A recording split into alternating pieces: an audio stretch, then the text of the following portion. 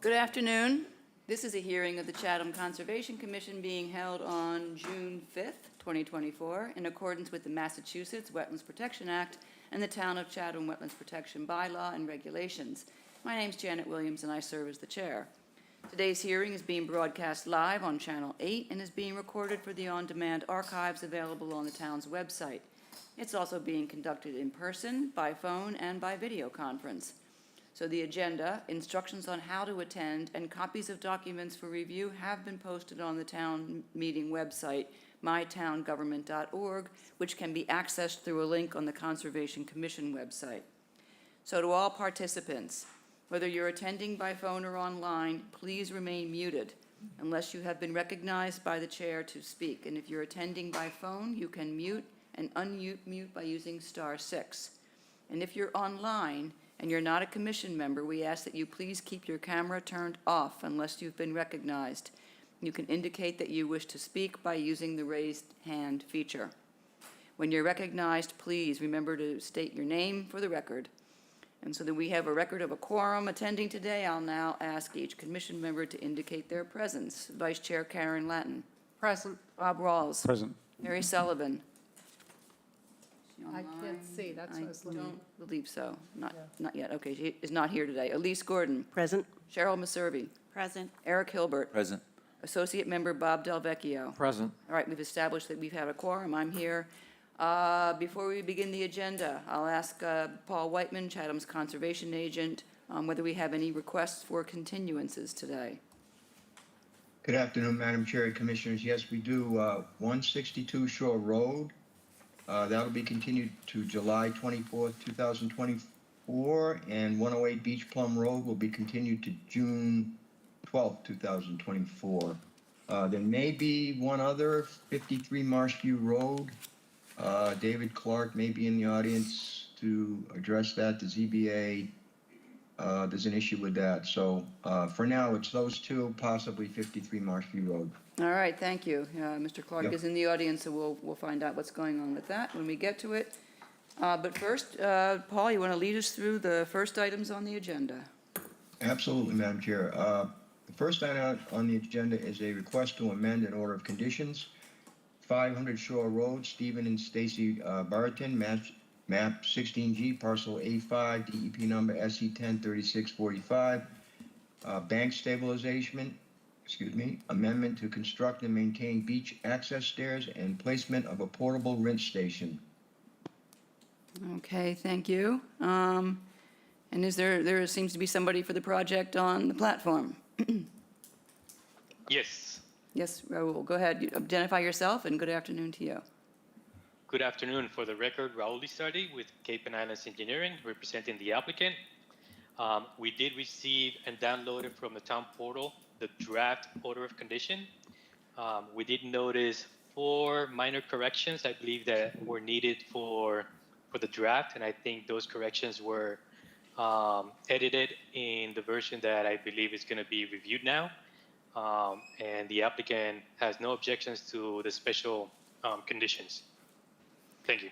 All right, thank you very much. I am seeing a version that has some changes tracked and identified, and I'm assuming that that's what you are referring to. The one is just changing, Second Amendment is not appropriate. This is the First Amendment of this order, I think. Yes. What else? Condition 10 is switched to condition 13, which is the seasonal removal of the bottom section of the stairway and impacts from the project okay, got it. Yep. Those are all fine. And those are the only changes that I'm seeing tracked in on the online version in the Dropbox. So does anybody else have other questions, other changes or edits or issues? Well, I noticed the version that I edited was then renamed conflicted copy, and I'm not sure what that was about. I mean, there are some Let me take a look. differences. I see. Bob Rawls, conflicted copy. Raul, were you speaking with Crystal or somebody in the office this morning to relay those comments? No, it was through an email correspondence that was sent out yesterday, and I received an email back from Crystal saying that they made the changes. Okay. All right, so we'll just have to merge these two. And since the one that reflect Raoul's changes are very minor, I will make sure that those get put into this one. So we will work with the one that's identified as Bob Rawls's conflicted copy. Okay. Not my name, but, That is so appropriate. but there were two significant, If I could, Yes. Crystal made the changes. They came from Bill Litchfield. Yep. I believe everything is, I'm sorry you have conflicting ones, but they were made, she confirmed it, and I think they're okay with what was done. Okay. Yeah, as I look, it's fine. This amended order, it's not a second, yep. the, Yeah, I'm just incorporating those changes into this one. All right, now, Bob. yeah, the things that I identified, I'm not sure they're in the, I guess, the version that we're working on here, or had to do with the width of the stairs. I thought there was an agreement they would be 3 feet wide instead of 4.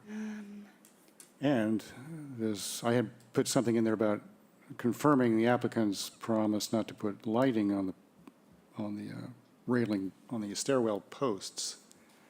And I don't see any reference to lighting in the version that we're looking at. So I think they weren't really merged. No, I think you had, the lighting reference was taken out.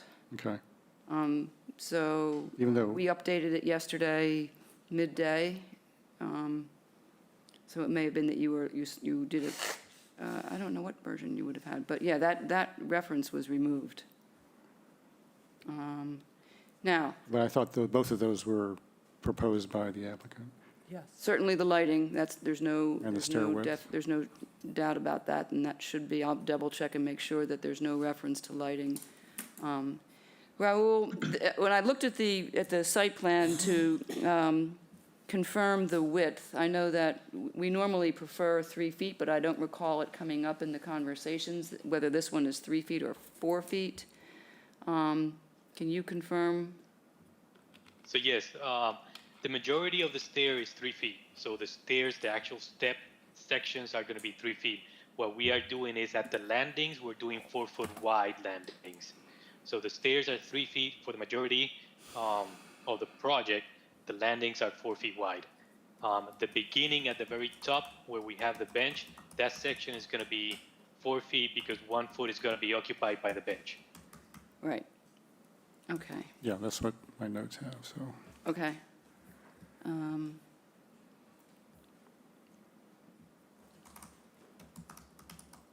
Oh, this is an old And if one. I can clarify, Yeah. I'm sorry, if I could clarify on the lighting, the version that I downloaded from the portal yesterday of the draft order condition did not talk about the lighting. So, Okay, and then, we did, the applicant agreed to take the lighting completely out of the project. right, okay. So, yeah, it was removed from the plan, it was removed from everything, so we didn't, in the version I looked at, there was no reference to it at all, because it doesn't exist anymore. Yeah, so I'm seeing, yeah, your thing stops at number 4. There were 12 findings. So you definitely had an An earlier version, yeah. But I would ask that we put, for emphasis, in the special conditions that there will be no lighting within the Okay. resource There's no area. harm in saying that. There's absolutely no problem with saying that.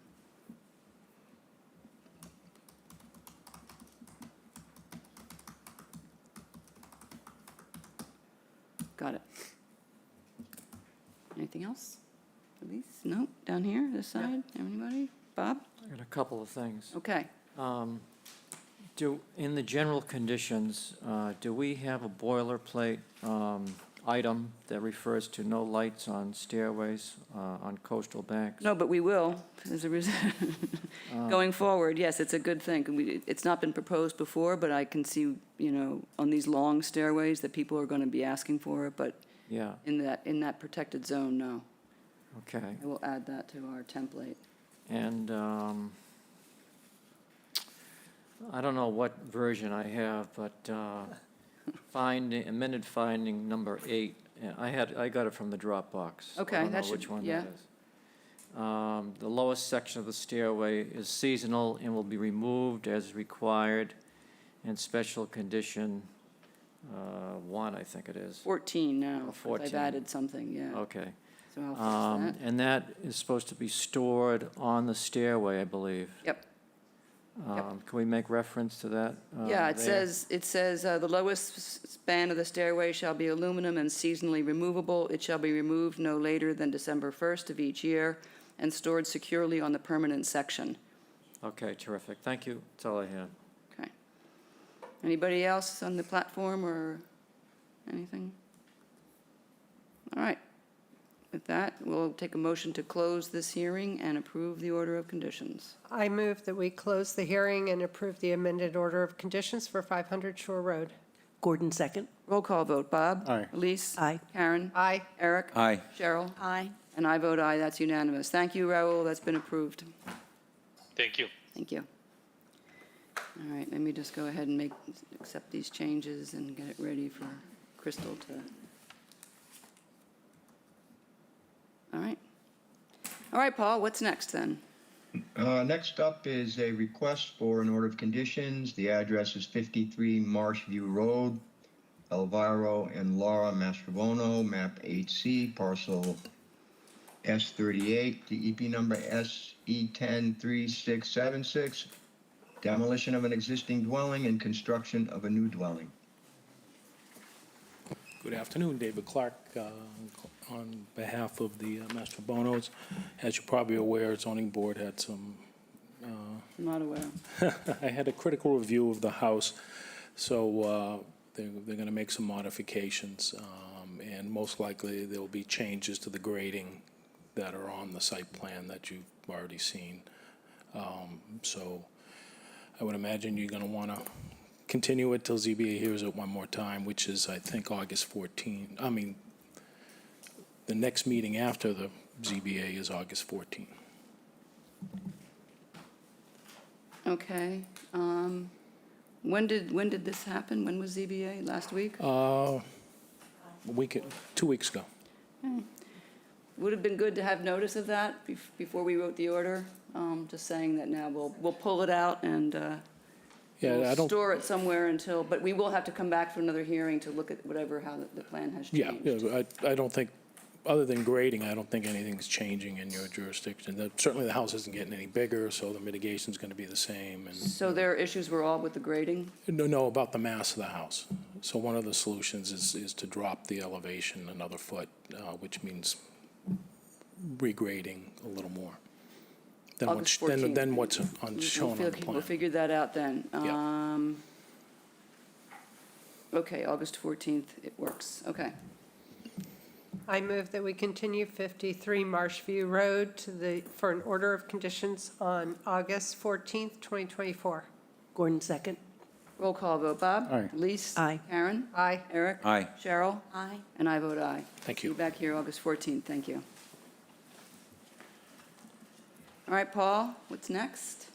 Next on the agenda is another request for an order of conditions. The address 347 Bridge Street, Martin and Nancy Bach, map 16B, parcel 20P-20, DEP number SE103683, project removal of a cesspool from a buffer zone and replace with a 1,500-gallon septic tank, distribution box, and 32-foot long and 11-foot wide and 2-foot deep leaching chamber system. Okay. Was there somebody representing this project? Yes. Hi, good afternoon. My name is Gabriel Padilla with Grady Consulting. Okay. Have you seen a copy of the draft order of conditions? It's Posted Yes. on, okay.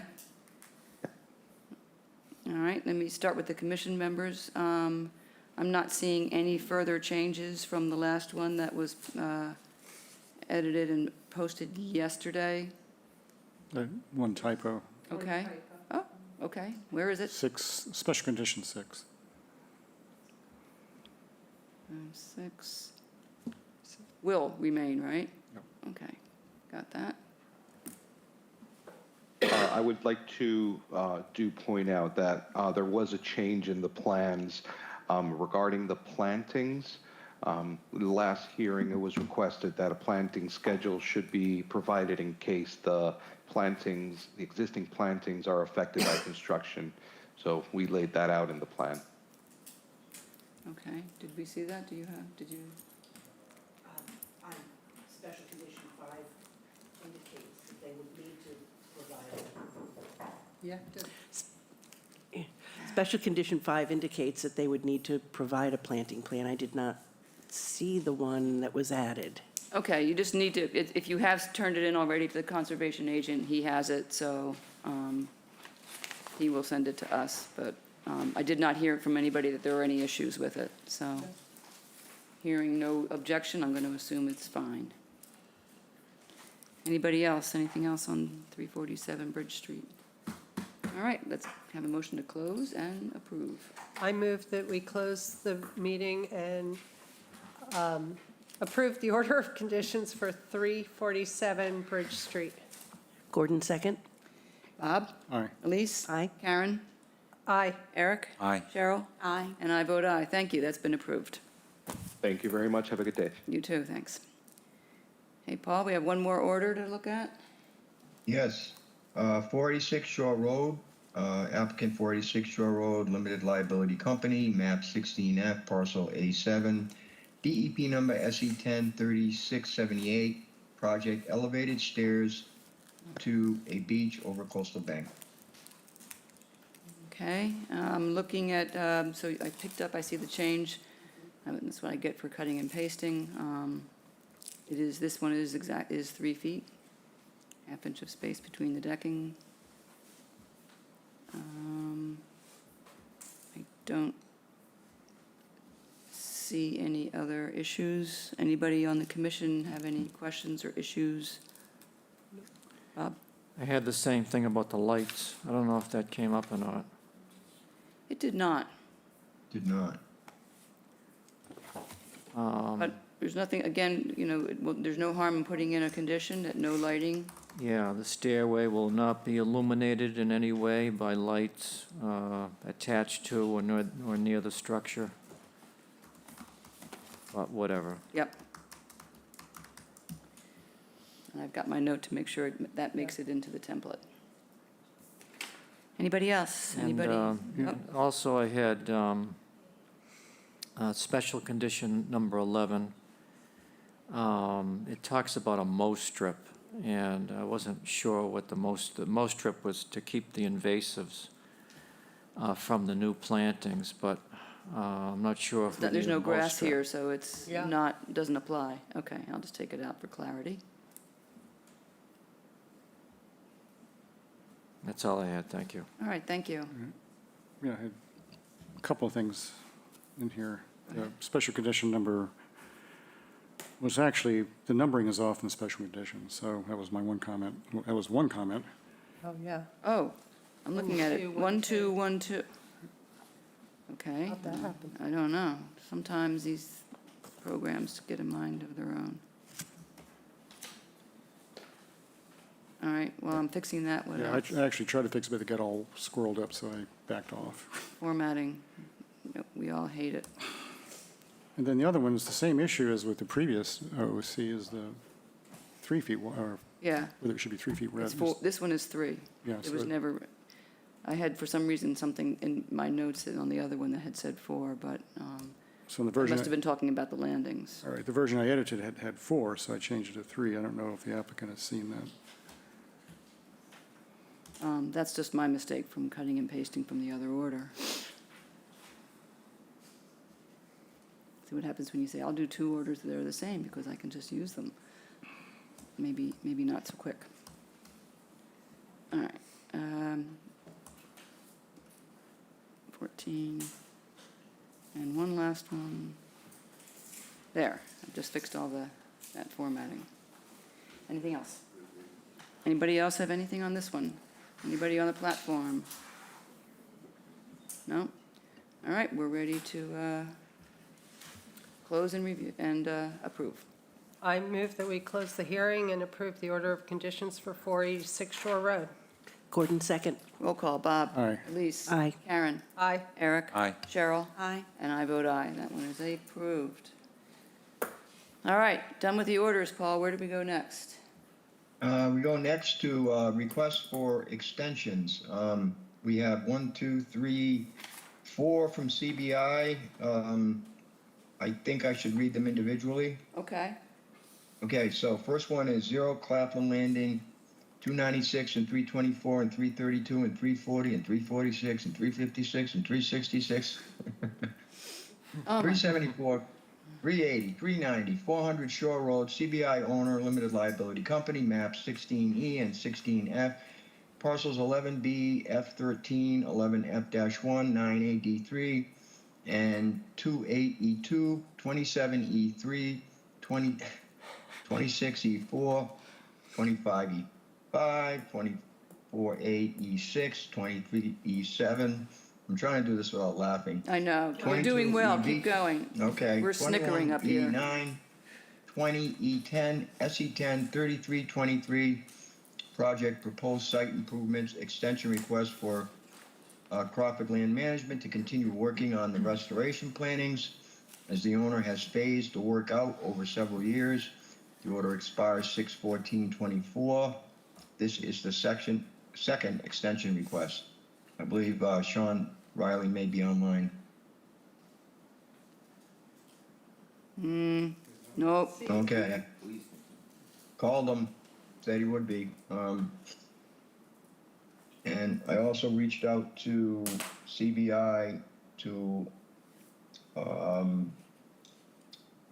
Amy Howell, who is the Deputy Director of Community Service, Recreation and Beaches.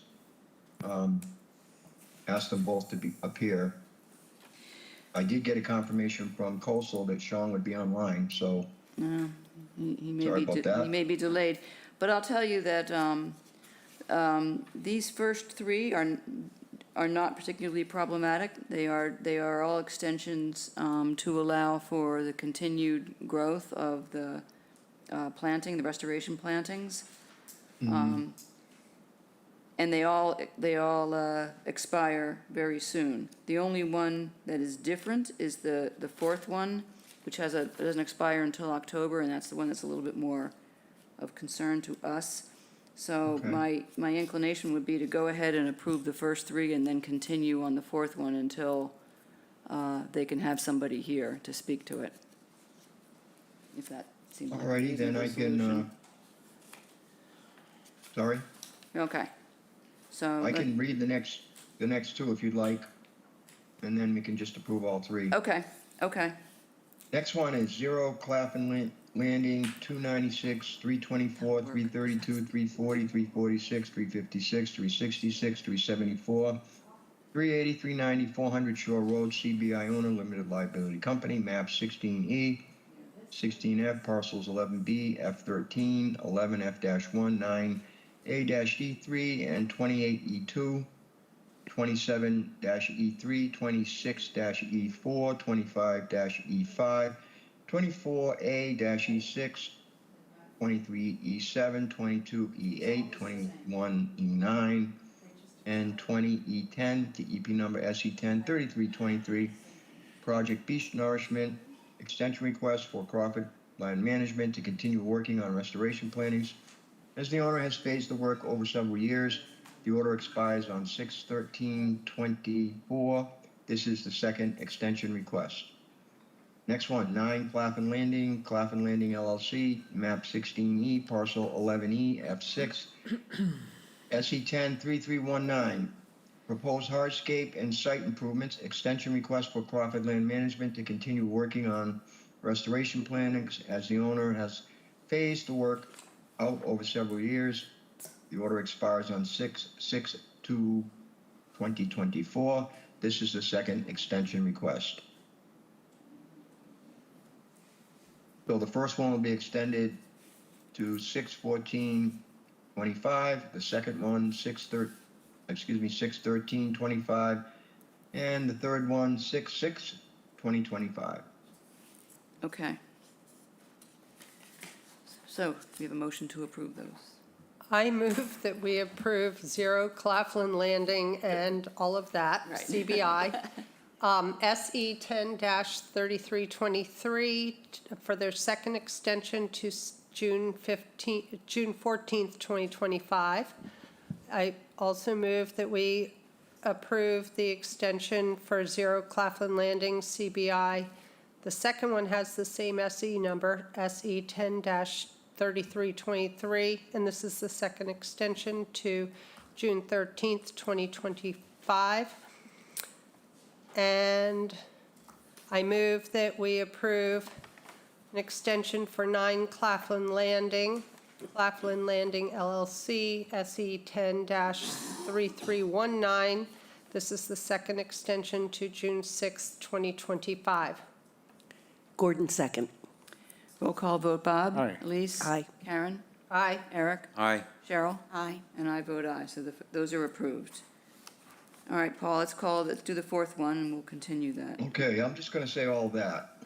356 I thought that was very 366 efficient. Shore Road, CBI owner LLC, map 16F, parcels 25E5, 24A E6, DEP number SE10 3500, project proposed beach access staircase, extension requested due to a shift in the infrastructure priorities within the resort and limited construction timelines to perform and schedule contractors to perform work. The order expires on 10/28/2024. All right, thank you. I know that we have some questions about this proposed project and what a shift in infrastructure priorities means for it, and whether there's still an intention to go forward with it. And there's a couple of related issues that we'd like to discuss with them. So we're going to continue it so that they have somebody present to address some of these. So the next available hearing date is July the 10th, and doesn't expire until October, so that's fine. So motion to continue to. I move that we continue 356 and 366 Shore Road, CBI owner, for the extension to an order of conditions to July 10th, 2024. Gordon, second. Roll call vote, Bob? Aye. Elise? Aye. Karen? Aye. Eric? Aye. Cheryl? Aye. And I vote aye, so that'll be continued. Okay. All right, Paul, now do we have? We have another extension request, 0 Witter Road, AKA 63 Shell Drive. Shell Drive Development LLC, map 14K, parcel 15W53, DEP number SE10 3490. The project proposed construction of a single-family home, pool house, boathouse, beach access stairway, and associated site improvements. Extension request is to continue native plant care and eradication of invasive plant species, and to ensure mitigation plantings have sufficient time to establish. The order expires on 6/16/2024. Okay, thank you. Is there anybody here for 0 Widow Road? The request was in writing, and it does specifically reference, Mr. Lautenberger, are you there? Yes? Yep, just here in case any of that needs to be reiterated. The request is just specifically to give the plantings more time to establish. The house took longer than expected to be built, so the plants got installed a little bit later in the life of the order, and they just need some more time. Okay, we are almost always happy to provide extra time for mitigation and restoration plantings. I will note that the request was for an additional 3 years, but under the Chatham bylaw, we are limited to 3 one-year extensions. So we can give you a 1-year extension, then you'll have to come back in another year and get another if you need that, and then another. We can only do it 1 year at a time. Understood. Okay. Any questions, comments? All right, let's have a motion then to approve. I move that we approve a 1-year extension for 0 Witter Road, AKA 63 Shell Drive. This is the first extension to June 16th, 2025. Gordon, second. Roll call vote, Bob? Aye. Elise? Aye. Karen? Aye. Eric? Aye. Cheryl? Aye. And I vote aye, so that's extended. See you back here in a year. Next one, Paul? Last one for an extension is 112 Woodcarver Knoll, Tanya and Jeff Capello, map 11D, parcel F8, DEP number SE10 3492. Construction of a plunge pool and patio, habitat restoration on a coastal bank. The extension request is for continued beach nourishment, and the order expires on 6/17/2024.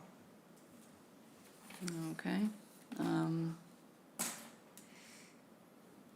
Similarly to restoration plantings, beach nourishment is an important element of many of these kinds of projects on coastal banks, to make sure that there's adequate sand to provide sediment to the beach, so that is normally something that we are happy to approve. Anybody have any questions or problems with it? All right, then, let's have a motion. I move that we approve a one-year extension for 112 Woodcarver Knoll to June 17th, 2025. Gordon, second. Roll call vote, Bob? Aye. Elise? Aye. Karen? Aye. Eric? Aye. Cheryl? Aye. And I vote aye, so that's granted. All right, let's keep moving on like this all afternoon, and we'll be out of here. Yeah. Okay, next on the agenda is a field change request, 307 Bridge Street. Applicant David Stone, map 16B, parcel 16F1, DEP number SE10 3534. The project proposed repairs to an existing boathouse, pool, deck, and landscape site improvements. The field change request is to change 26 diamond pier support structures to concrete sonotubes to facilitate construction of over the coastal bank stairs. My understanding is that the diamond pier will not support the structure given the topography and the slope. Okay. Is there anybody on the platform to represent 307 Bridge Street?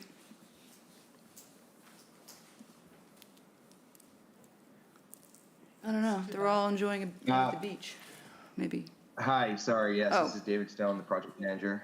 Okay, hello. Oh, you're the one who, okay, so you wrote the letter. So I think my question is, looking at the site plan and the landscape plan, the pool decking that is supported by these this proposed sonotubes doesn't seem to be particularly adjacent to the stairway. Why is it necessary? Why is that the adjacency what's driving this, or is what Paul says that it's the slope, it's the grade of the area that's driving it?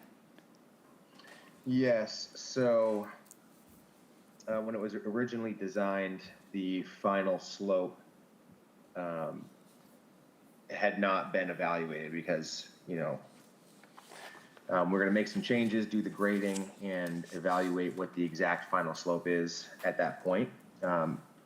So now that we're here, we realize that it's steeper than we anticipated, and in order to put these diamond piers in, we'd have to do considerable amount of excavation to the bank to be able to bring in a large excavator to dig out a big flat spot in the bank everywhere where these diamond piers are. So at every platform, on every landing on these stairways, we have to dig a flat spot into the bank to put these diamond piers, because they just don't function on a steep slope. Okay, so now I'm starting to, the light is going on for me, and so this is supporting the stairway structure, not the pool decking. Right. The pool decking is supported by diamond piers. Okay. But it's all flat ground. I kept looking at it saying, I don't see how this is, yeah, it's the stairs. Okay. My mistake, so, No problem. okay. Questions? Comments? Go ahead. I guess I have a question. And then normally we are told that diamond piers have less impact as opposed to sonotubes, and we've seen them used a fair amount. And I guess I'm trying to recall and think back in time. often used for stairwells that go, stairs that go through marshy areas and so forth. So the only reason you're doing this is because of the steepness of the slope.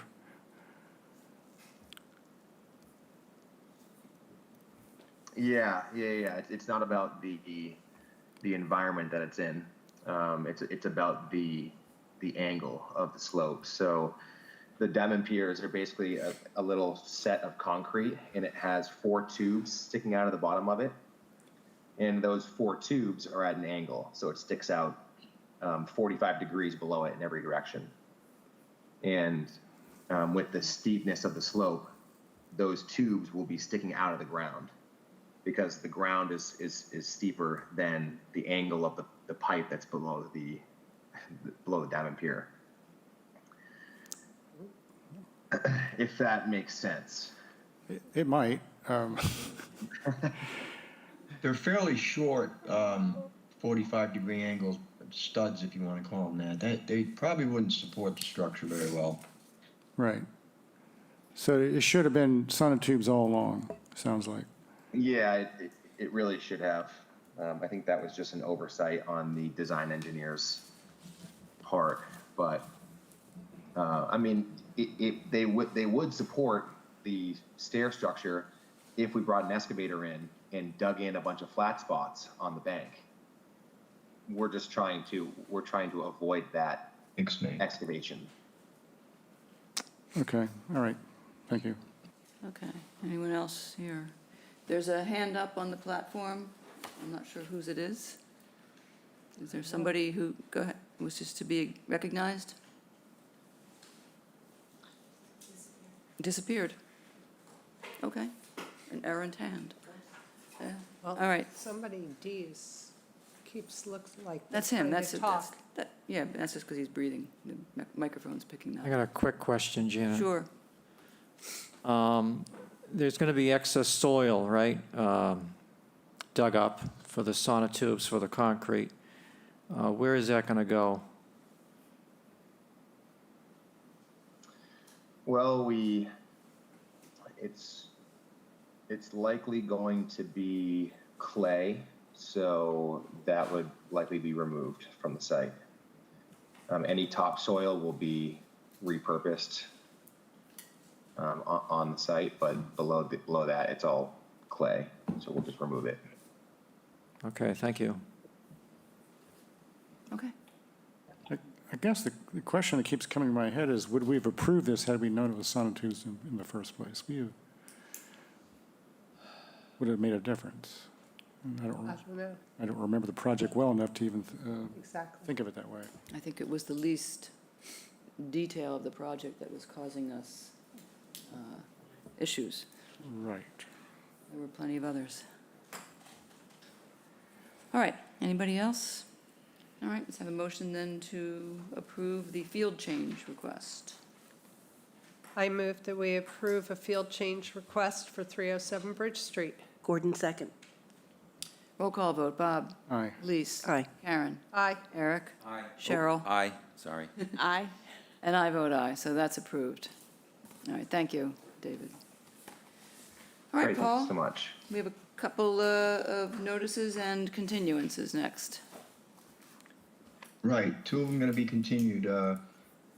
Notice of intent, 162 Shore Road, Tom and Michelle Jennings, map 16D, parcel 15-29, EEP number SE103650, project removal of an existing dwelling and construction of a new dwelling located outside of the outer aura, relocation of the existing accessory building, construction of an in-ground swimming pool and hardscaping, abandonment of an existing septic system, and installation of a new IA septic system, restoration of an existing lawn with native plant species. The applicant has requested a continuance to July 24th, 2024. I move that we continue 162 Shore Road to the meeting on July 24th, 2024. Gordon, second. Roll call vote, Bob? Aye. Elise? Aye. Karen? Aye. Eric? Aye. Cheryl? Aye. And I vote aye. That's continued. Okay, Paul, next one. Next continuance is 108 Beach Plum Road, R. Paul Detweiler, map 4D, parcel 23, SE10, 3674.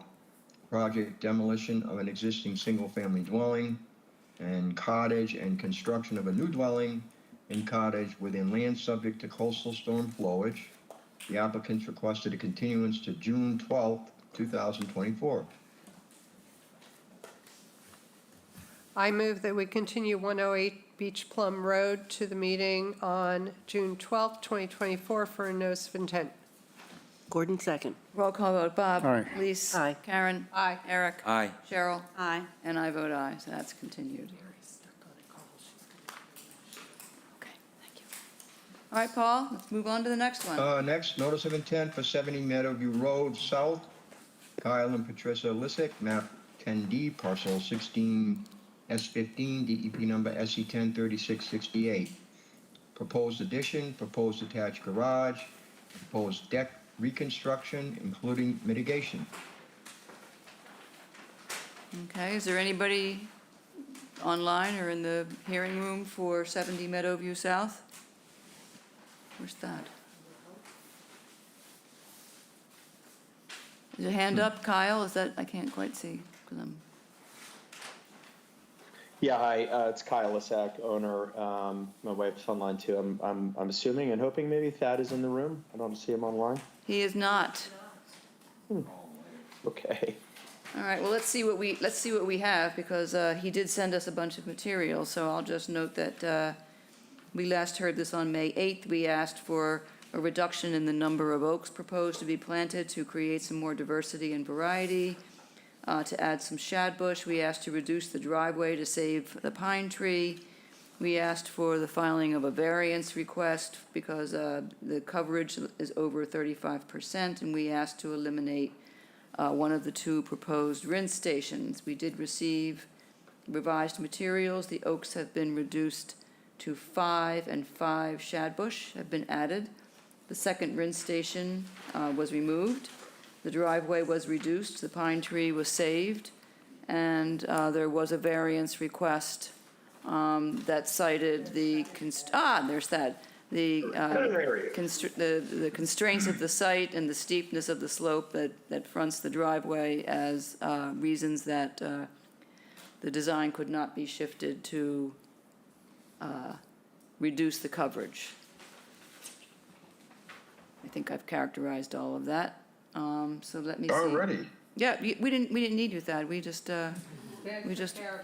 anyway. So, Oh, but you did a better job than I could. So, Thad Eldergy Southeast, you went through all the changes that we've made. We have pulled things back. We have done our best to meet the 35% criteria, but keeping that house there is a difficulty.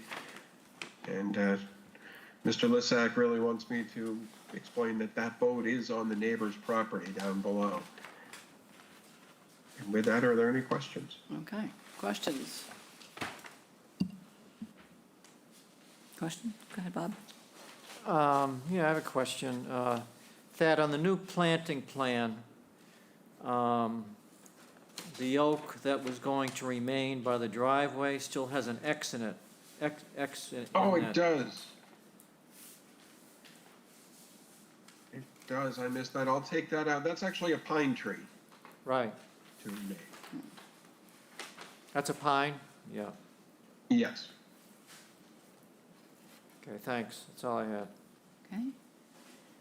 Anybody else? Yeah. Do you have any? You don't. Go for it, Bob. Oh, What do God. I have? I'm not sure. So, actually, Thad, when we had the conversation last time about the oaks, being too many oaks, I guess what I thought, in my mind, I guess it wasn't necessarily in your mind, I should have been more communicative, but what you did was get rid of some oaks and replace those oaks with shad bushes or service berries. I thought another way of going about this would have been to increase the amount of mitigation area. Yeah. Because you're not replacing you're not replacing trees of the same, you're replacing overstory trees with understory trees, in effect, which is not what I was expecting. And we have increased the mitigation area. It's now True. up to 2,800 square feet. Is that in compensation for not being able to replace overstory tree with overstory tree?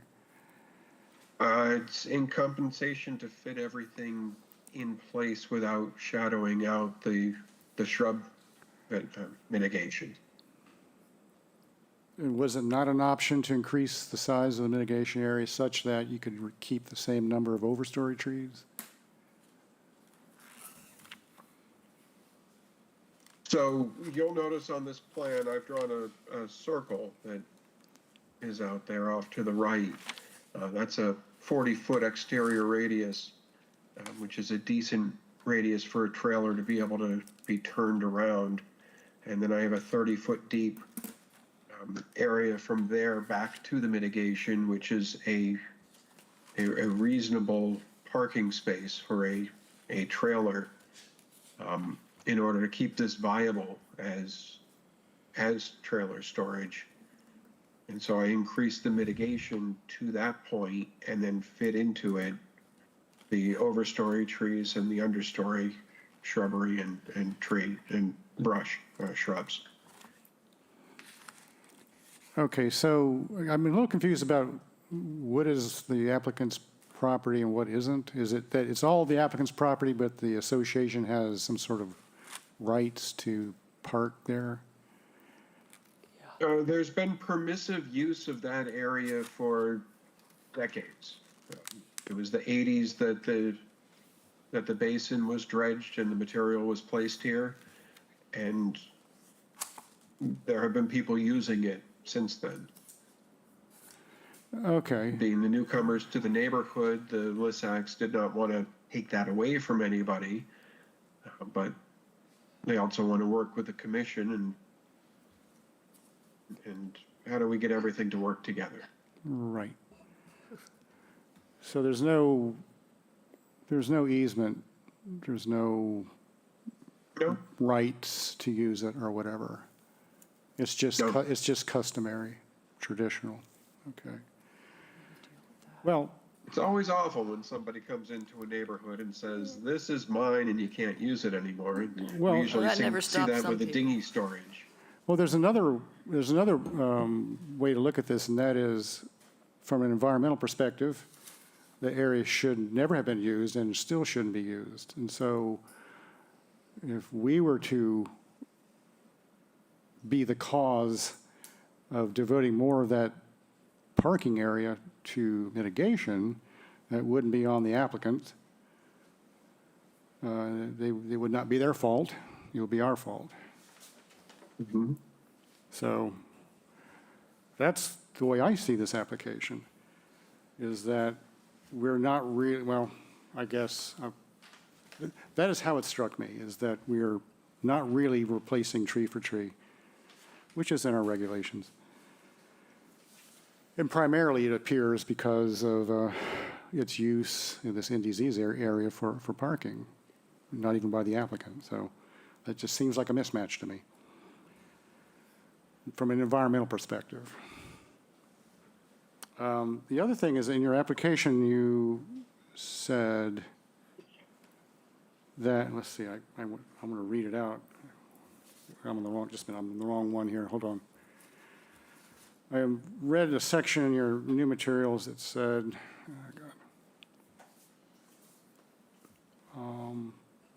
the areas under the oak trees shall be planted with wildflowers and native grasses to provide some habitat until nature changes the nature of the mitigation area.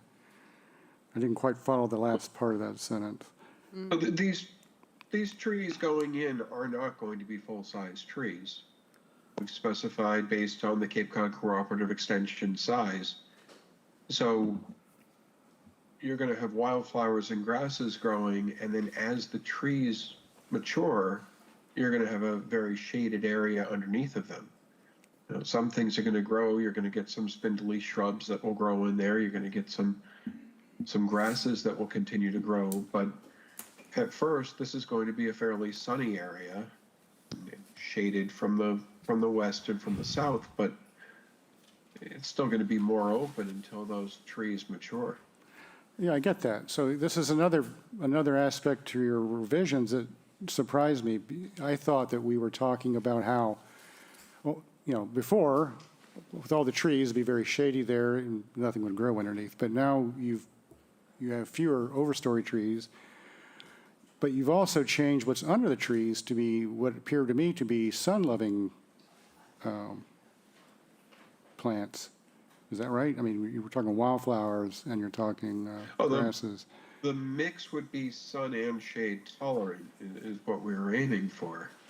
But obviously, until those trees grow out, you're going to have more sun in that area. Right. And then once the trees grow out, the nearby vegetation is going to be able to move in and take over in the area. I mean, otherwise, we're planting trees with vegetation now and then changing it over in 10 years to something that's more appropriate for the conditions at that time. Well, you had woody shrubbery there before, right? Yes. And since you're adding more sun with fewer overstory trees, it seems like the shrubbery that you had already planned would have worked better. But the commission were concerned that as those trees grow, the shrubbery would not. That's when you had the 8 oak trees there, which you no longer have.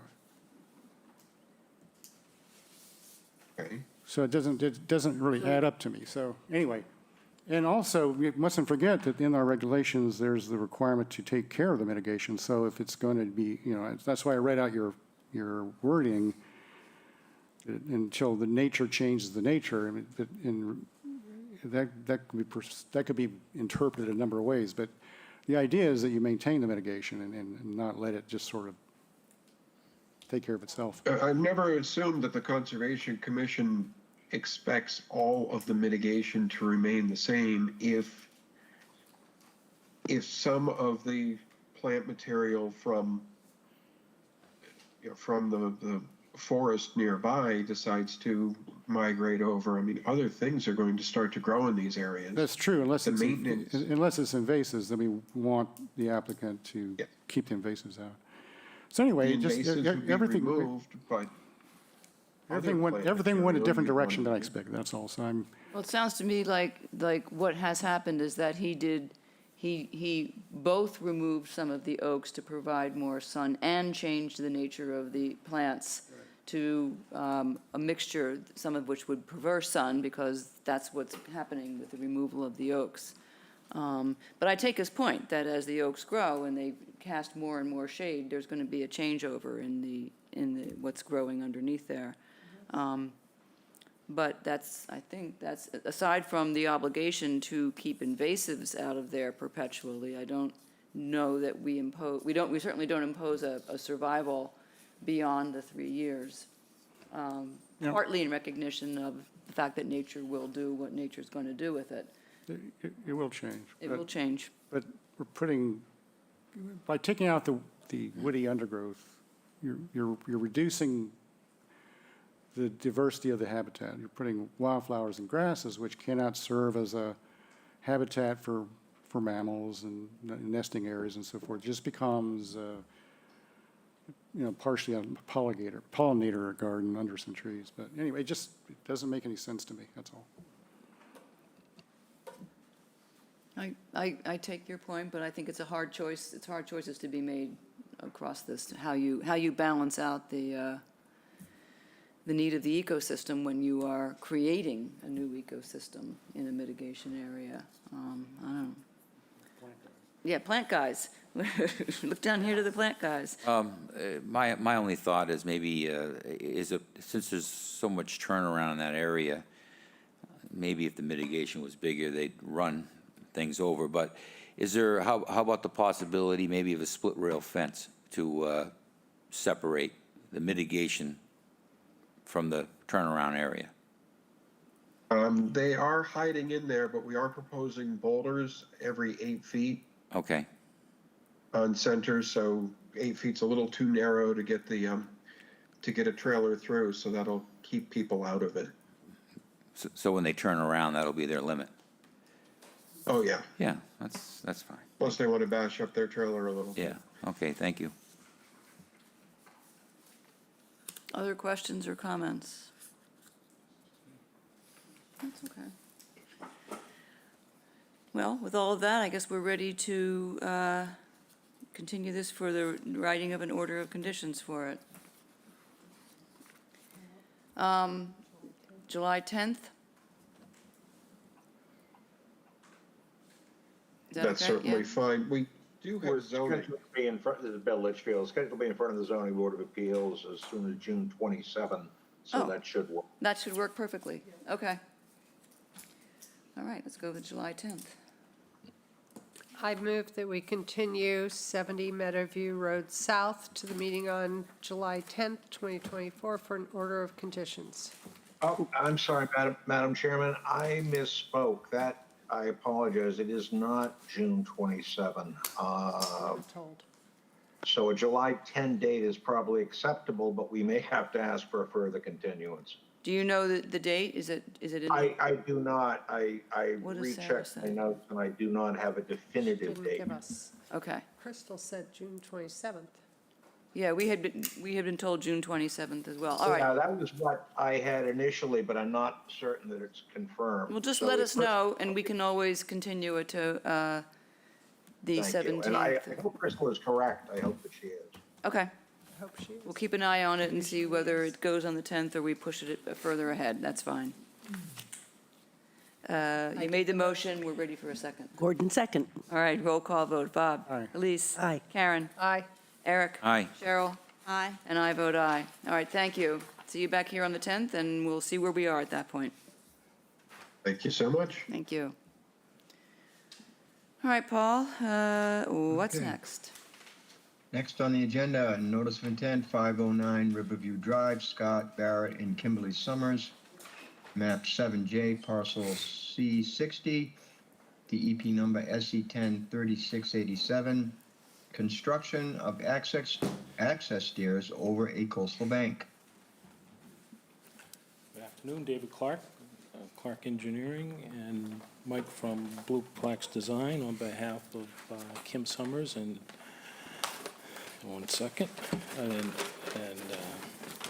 Scott Barrett, who are sitting here. As stated, let me just fold this up a little bit.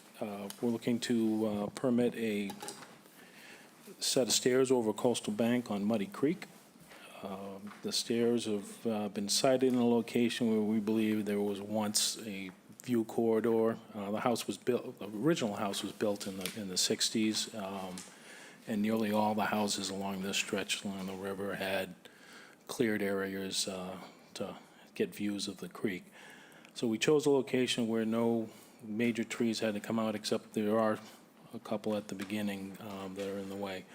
The stairs will be elevated a minimum of, I believe, 2 feet above the bank, so we can get some sunlight to the bank, and then good chance to keep some ground cover under there. Because it's the riverfront area, there are overlapping performance standards.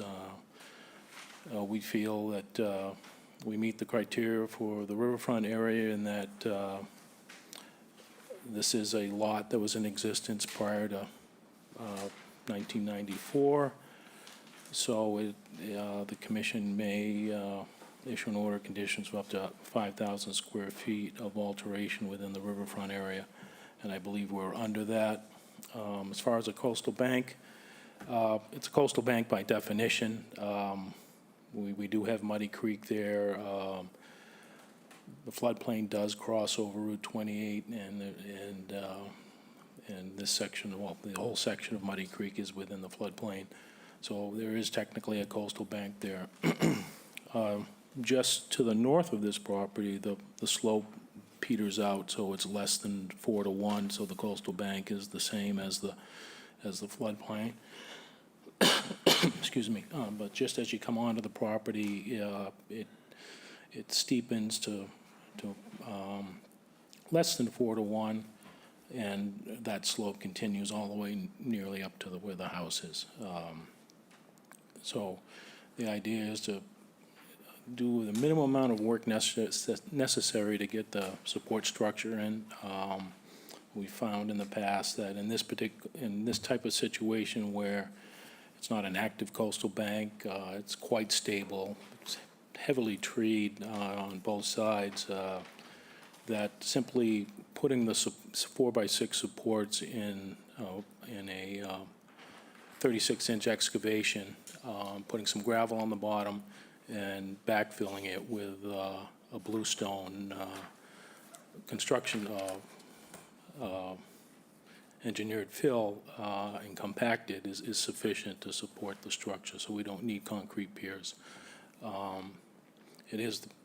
It could be the option of the installer to use the diamond piers in the situation, but I think that's probably overkill, lugging those large concrete structures down the slope and installing them. I think it can be done with simple excavation. Blue Flax is on board to provide a mitigation and restoration plan, and Mike's here to present that, if you'd like to hear about that now. All right, thank you. Before we do, I just want to clarify, so you said, so all the excavation for the supporting beams is going to be done by hand? On that bank? I don't think it's necessary to get equipment down that I slope. don't think you can. I mean, maybe, but to be safe, but hand working is going to be feasible in that location? Yeah. Okay. Got it. Okay. Hello, Mike. Hi. Mike Tanis, Blue Flax Design. The property is covered by forest, very healthy oak pine forest with a dense canopy shrub and ground cover layer. We're mitigating for the construction of the stairs right on top of the coastal bank in the 50-foot buffer. This area has invasive plants, including multiflora rose, oriental bittersweet, and English ivy. And also, compared to the rest of the property, this area has less of a shrub and ground cover layer. So our plan is to remove the invasives and replant with shrubs, including witch hazel, and also, excuse me, here, I should have had this open. And then low bush blueberry and wintergreen to establish more of a ground cover. 4 trees are being removed and we're replacing with 12 trees. 2 beeches are going where the benches are being removed along the footpath. And the other 10 trees will be up in the mitigation area. Where the stairs are constructed, there's a dense ground cover layer of low bush blueberry and black huckleberry that will be allowed to regenerate and fill back in the disturbed areas. Any open disturbed areas we will shade, or we will seed with a shade-tolerant seed mix of grasses and wildflowers. And that's basically the plan. Thank you. So, David, you had started off by saying that this location was chosen at least partly because it meant the fewest trees coming out. Is that, so there was no other location that would not require the removal of at least these 4? No, you see, we kind of walked the property first and picked an area, and we located the trees within 30 feet on both sides, 20 feet on both sides. And the rest of the slope on both sides is more heavily treed than this. Okay. Okay. And Mike, so aside from the 4 trees, are there woody shrubs, natives, that have to be removed when this goes in? There will be some that will likely have to be cut back to access, bringing equipment down and stuff, but except where the supports are going in, the root zone should be relatively undisturbed, so they should be able to regenerate and come back. Okay, so the shrubs that are proposed are not replacements for ones that are having to be removed. This is in addition to allowing those to regenerate Yes. these 20, 50 or so new shrubs are going to Yes, be that's added. correct. Up at the top, though, but not down along where the stairway is proposed to be. No. It's pretty dense in there. It's pretty dense, and it's mostly black huckleberry and low bush blueberry, and that tends to grow back pretty quickly. Okay. If the roots are undisturbed. And also, it's a north-facing bank with a lot of tree canopy. I don't think we could put anything in there that would do better than what's already there. Okay. And there's no issue of any kind of channeling or anything that could cause any erosion when the vegetation is disturbed for the construction? No, I don't foresee any of that. Okay. All right, questions? Go ahead. Where you are proposing your mitigation, I assume there's probably some invasives in there, Yes. and so I assume you're removing all of that, right? Yes. How are you going to protect that area from the rest of the hill going down that probably has some of the same invasives? The rest, we didn't see any invasives No? on that Oh, hill great. except along the top. All right, Oh, that's even better. Yeah. All No, right. it's a great site. I have a question. go ahead, Eric. Yeah, I actually walked down there. It's the perfect path to get down there. The trees in the water, you plan on getting them out of there? Trees in the water? Yeah, the dead trees that are actually. That's on foundation property. Yeah, it's Conservation Foundation, yeah. Yeah. Okay. This is one of those rare occasions that I don't see the benefit of the mitigation unless this is something the applicant wants to do. I mean, there's no invasives. You have to excavate to put in. I mean, it's wild. Personally, I just don't see the need to do any mitigation myself, unless the applicant wants to do this, because you're excavating the area to put something back, so you're digging out all the critters in there and taking out some of the good underlying soil and moss, and then you're gonna plant. I mean, it's grown over the top of the bank. It's not like it's been mowed. It's brush has been thrown down the hill. That's all I got to say. That's where I'm coming from. I think Teresa has a. I do. I mean, I agree that this site is a really healthy site with a great native plant community. There's just a smattering of invasive vegetation, so we could potentially just selectively remove the invasive vegetation that's in there. Obviously, within that area between the deck and the top of Coastal Bank, where it has been a little bit more disturbed, that's where we're seeing the invasive vegetation, whereas on the slope itself, with the exception of the footpath that Eric, you just pointed out, and then where the benches are, where previously somebody was accessing that bank, I do think the stairs will provide more stability for the homeowners to have access to enjoy the views of the creek from down low. But, and then under the mitigation requirements, we're required to replace the trees at 3-to-1, so we're squeezing in and shoehorning in trees, and then trying to add some ground cover up in that area between the deck and the top of Coastal Bank.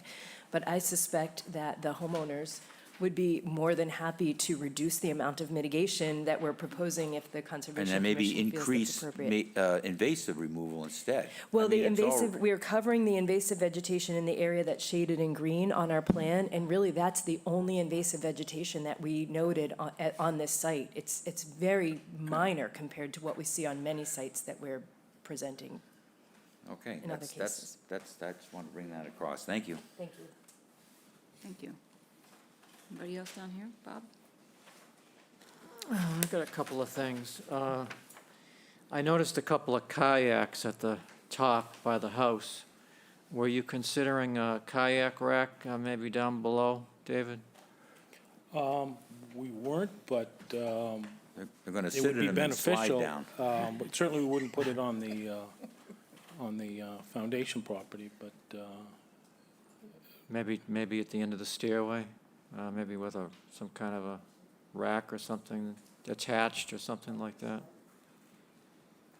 I think is that something?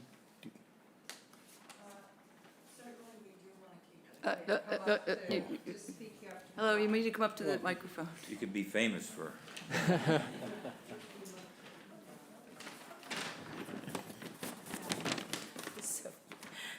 Sorry about that. Yes, so they would like to keep the kayaks, so maybe putting a kayak rack at the end on the landing would make sense. Again, not storing kayaks at all on the Chatham Conservation Foundation property. And just for the record, I did speak with Julie Baca from Chatham Conservation Foundation about this, and the only thing that they've asked is that we invite them to the pre-work on-site meeting with Paul Whiteman when it's time for that. Okay. And so I didn't make it down. I was afraid of the ticks. Worse than that to worry about. So anyway, between the end of the stairway and the river, that's Conservation Foundation property? Yes. So you have a path, is that it? There isn't a path. And we're not asking to construct a path on foundation property, so they'll take the path of least resistance when they launch the kayaks. Okay, but it's pretty level, so you won't create any erosion in time? Well, right there at the property line, it's fairly level, but Yeah. there is another bank down to the river. Okay. And the path at the top of the stairway to the, where the fish pond is, that's just gonna be like a grassy type of path? Yeah, that'll just be a natural, not even grassy, it's just like leaf litter, and it'll just be a place where no plants are planted where they can walk, but nothing formal. Okay. The size of it is probably gonna be a bone of contention. Usually we approve 3 feet. You're calling for a 4-foot wide stairway?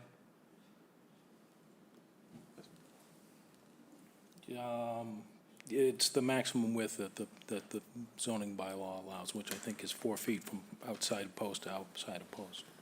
And the bench areas, the 2 landings, well, there's another landing here, but where the benches are, or the bench in the middle and then at the bottom of the stairway, how big are those areas? Those platforms are, give me a second. They are 8 by 4, I believe. 8 by 4, yeah. We put a bench there just because it's such a long run. I'd like to think the applicant's as young and spry because I'm a classmate of Kim's, so. Yeah, they call them rest stops. But this is their home for quite a few decades, and so they're planning on needing a place to rest in the future, so. So with Bob's question, is there any possibility to reduce it to 3 feet? The width? Oh. I don't think it makes a material change to the scope of the project. It does make a difference to the applicants.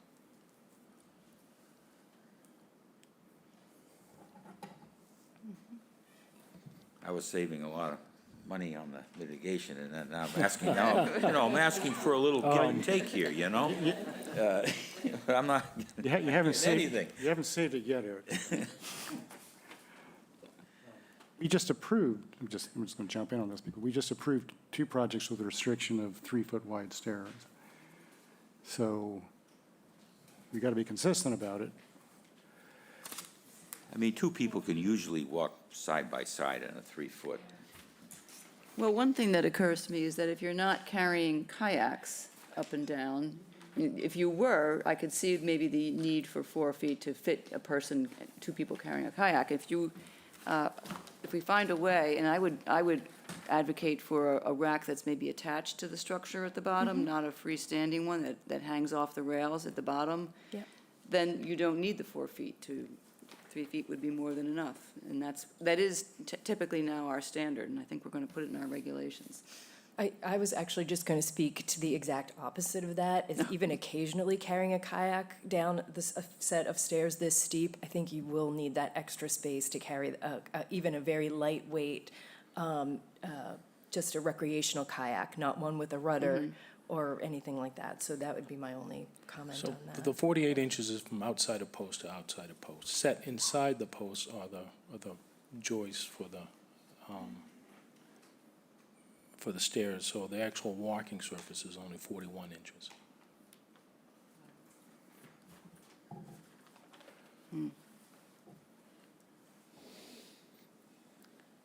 41, 36, 41, so it's 5 inches. 2.5, 2.5.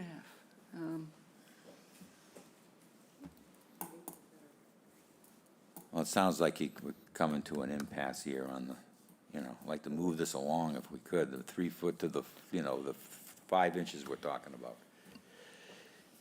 Give me a second. I mean, we have to have reasons for saying you get 3 feet and you can have 4 Right. feet. Right, Exactly. I Right. think We have our to- standard is 3 feet. right. And if a reason to have 4 feet is a kayak, everyone's going to say they have a kayak down at the bottom, so. Well, and they'll Well, the have the kayaks at the kayak bottom, you rack don't- at the bottom, Right, so you they don't- don't have to. But they want to carry them back up. Well, No, they certainly won't. an You put it- improvement store it from in the- before. Store it down there. But there won't be. Right. Which I think they were interested in.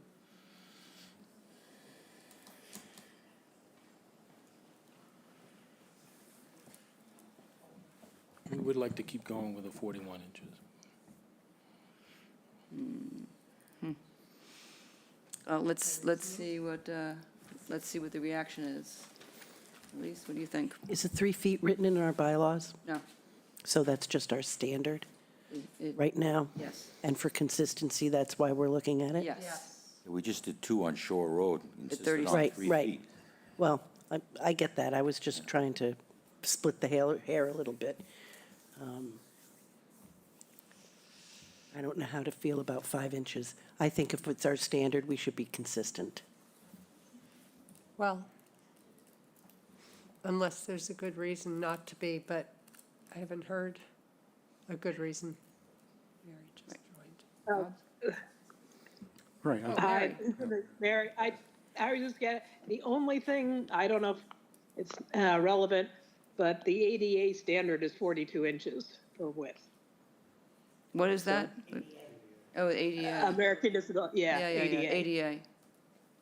Oh, I don't know that that's relative here, but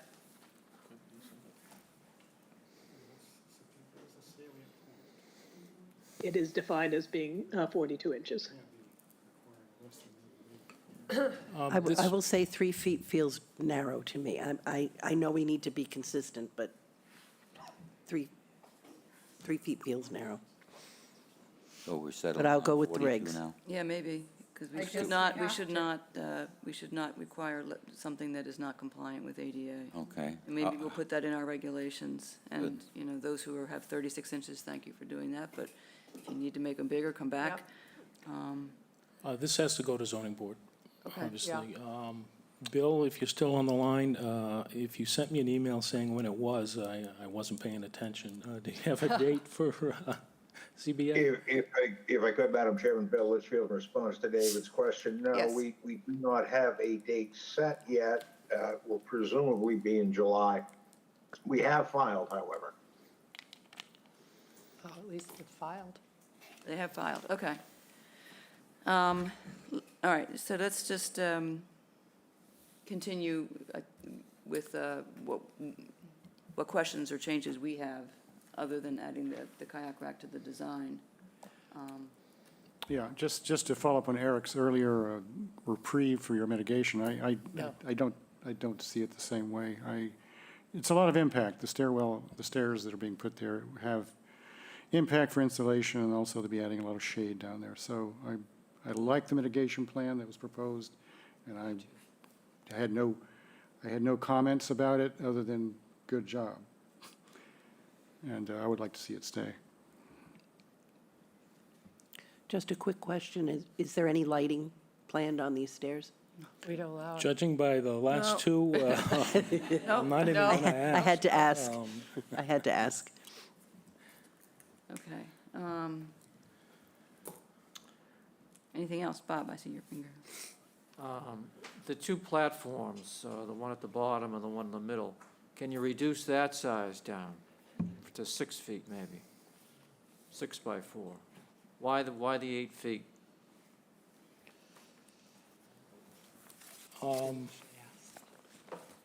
Just trying to Well, reduce the the middle one, impact a little because bit. we'd like to get that resting bench on there. And then the lower one, just wanted it's a long stretch, and we just wanted something that size to land on. And if we hang the kayak rack on the stairs, it would be most likely on the north side of the stairs, and that would be a location where you would be standing and pulling the kayak off the rack. So I think Yeah. it's needed at the lower level too. I think that's right, if you're going to put the rack there. Okay, thank you. On the bottom. You need a platform to stand on while you're hoisting it up. Anything else? Questions, comments? Elise is coming up with some, she's Okay. seeing different numbers, I think, so we need to nail that down. All right, well, we're going to continue anyway, so Yeah. we have Yeah. some time. At the moment, we're inclined to, we'll do some research and see, so that if we need to change our standard to be compliant with ADA requirements, we will do that.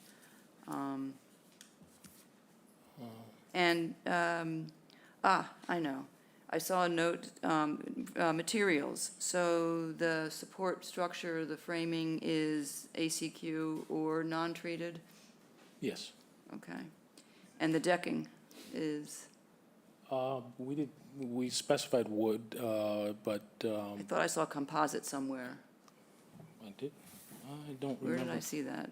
And I made a note and said, ooh. Oh, yeah, it does say composite. So what's the commission's position on that these days? I think in the work protocol, I did specify that there'd be no cutting of materials within the construction zone. It would all have to be done out in the driveway, in the staging area, just so we keep treated sawdust and out of Yeah, the well, resource. we're going to want to see that all the cutting is done off-site. Or at least- Off-site. At least in the, out of any buffer zone. The driveway is out of the 100-foot, Yes, it is. so you're fine there. Yep. And speaking of the work protocol, Ted Keon called me this afternoon or this morning and said Renee noticed in the construction protocol that I mentioned catwalk as access to the catwalk. So That'll come that will be changed to stairs. So yeah, that raised some eyebrows upstairs when they bet it read did. that. Thank you, Renee, for catching that. All right. So what do where are we, is it timber? What is the decking? Is it timber or- We're Timber. specifying composite for the treads. So, Bob?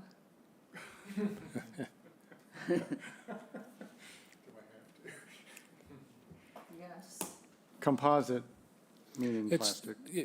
yeah, so it's the PVC encapsulated composite, not the first generation of composite that it's really. It's better plastic. It's been replaced for lots of good reasons. New improved plastic, yeah. okay. So it's quite durable. I've had it at my house for 12 years now, and Oh, yeah, it's, I've got some too, I admit. Yeah. So, but anyway, this is not going to be over water, right? correct. Yeah, so that's the difference. That's where I go nuts. Right, okay. All right. So you probably want to see this one more time before you make your comments to zoning board. Yes, So we I have would some things we have to look at and Yeah. arrive at a consensus or do a straw vote about the width and requirements, so you haven't filed yet. We have the 10th? Of July? Okay. Okay. I move that we continue 509 Riverview Drive to the meeting on July 10th, 2024. Gordon, second. Roll call vote. Bob? Aye. Elise? Aye. Karen? Aye. Eric? Aye. Cheryl? Aye. Mary? Aye. And I vote aye, so that's unanimous. See you Thank back you. here. Thank you very much. I'd like to make a request because there's few people in the audience who want to speak. I would like, if it was possible, to have a 5-minute break. Yes, we may have a 5-minute break. Yep. It is 2:28. We'll take 5 minutes, please, and we will be right back.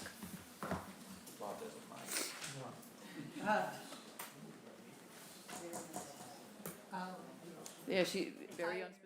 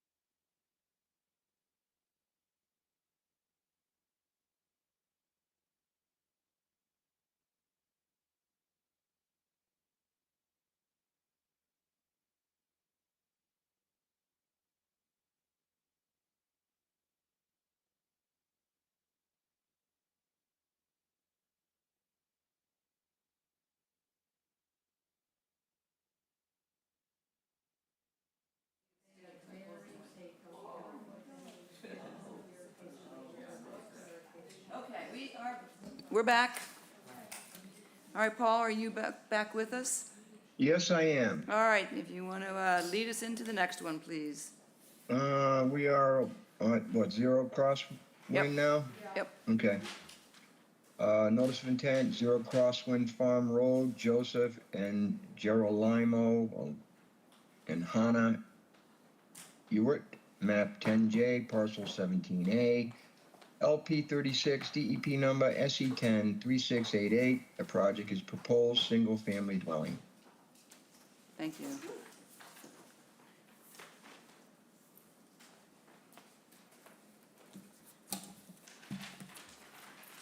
Good afternoon, everyone. Good afternoon. For the record, Hannah Raditz, wetland scientist with BSC. I also have the green cards if they're needed for the abutter notifications. I brought them just in case. I don't think I've been in front of you all in a very long time, so I didn't know if they were needed. I can take them, but normally, they'll go upstairs to the office for the file. Yep. Okay. We've also got them scanned, so we could just send them via email. That way you don't Oh, that's have easy. paper flopping around Thank you the very office. much. Let's we do that. So I'll go ahead and introduce the project. Yes, please. What's proposed at this site is a single-family dwelling with associated site work, utilities, which include a Title V septic system and also an access driveway. So as you can see on the plan that's up on the stand right here, I sort of highlighted the areas that are at the front. Those are the areas that are proposed as mitigation, which I'll get into later. The dwelling is back here and has been placed in the farthest corner of the lot as it can be, with all setbacks taken into consideration. You have to stay on your microphone. Sorry about that. You need it. Your arm needs to be like 2 feet longer, and then. Gotcha. Well, I've already done my pointing. I'll behave now.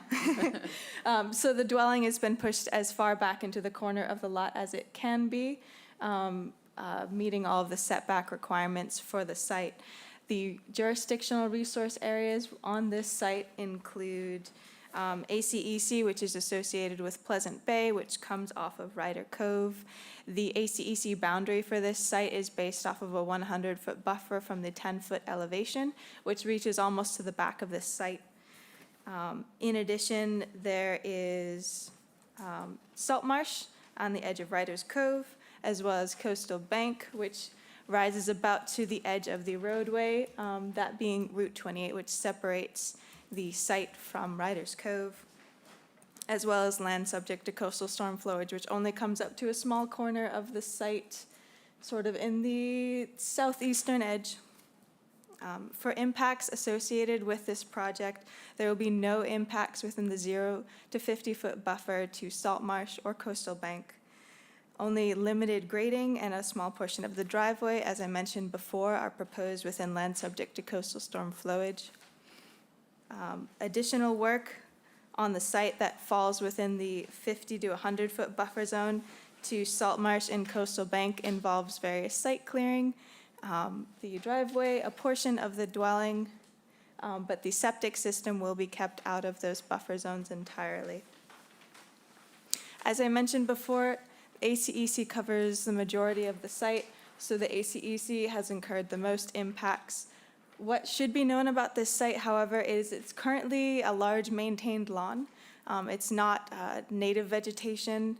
There are a few large trees which are noted on the front of the property, which will remain in place, but the majority of the lot, save for the back corner where you can see sort of a cloud edge around where the dwelling is a sparsely vegetated red cedar forested edge, and behind that are some larger oak trees. So what is proposed on this site will not be changing the characteristics of the site dramatically.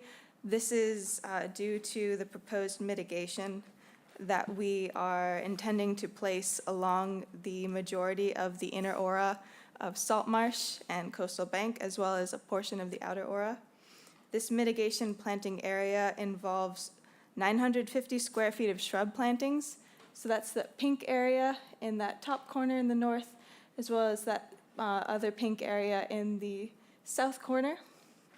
And the green area all between represents about 5,505 square feet of native planting meadow, which is to be planted with New England wetland plants, conservation and wildlife mix. This will be planted around the edges of the trees and will be limited mowing for the lifetime of this property. What's anticipated, and I realize I didn't include this in the application, is that mowing would be done either in early to late April or early to late September. This avoids the May to August nesting period and also a vital time for insects on the site. Included within this application was a variance request. The variance request included proposed work within the outer aura of Salt Marsh and Coastal Bank to construct this dwelling, the utilities, the clearing, and the grading, as well as proposed work within the ACEC. The driveway is also a matter that we requested a variance from. The driveway position really can only go there without crossing that inner aura from the resource areas. And unfortunately, it cannot be impervious due to the steepness of that driveway. We have already sought for relief from the ZBA, and that has been granted from my understanding. This application was submitted for ZBA review and will be shortly submitted for their approval. So it's, to my understanding, it's in front of them right now, so I unfortunately don't have any more answers other than the relief from the driveway. I believe that covers the important parts of this project. Sorry, that was a lot at once. So I'll go ahead and open up to the commissioners with any questions they might have. All right, thank you very much. I'm just looking to see what the zoning letter says. While I'm looking for that, I'll open it to questions from commission members. Let's start down here. Elise, do you have any questions or reactions? What will be the driveway? What will the driveway be consisting of? I believe asphalt. Okay. So you did say impervious. I needed to make sure I heard that right. Yeah, impervious. I don't know if there's any room for pervious pavement. It's not my field of expertise. We can certainly look into it with our engineer. But my understanding is at worst case, it has to be paved asphalt due to the steepness of the driveway. Okay. That's my main question right now. Well,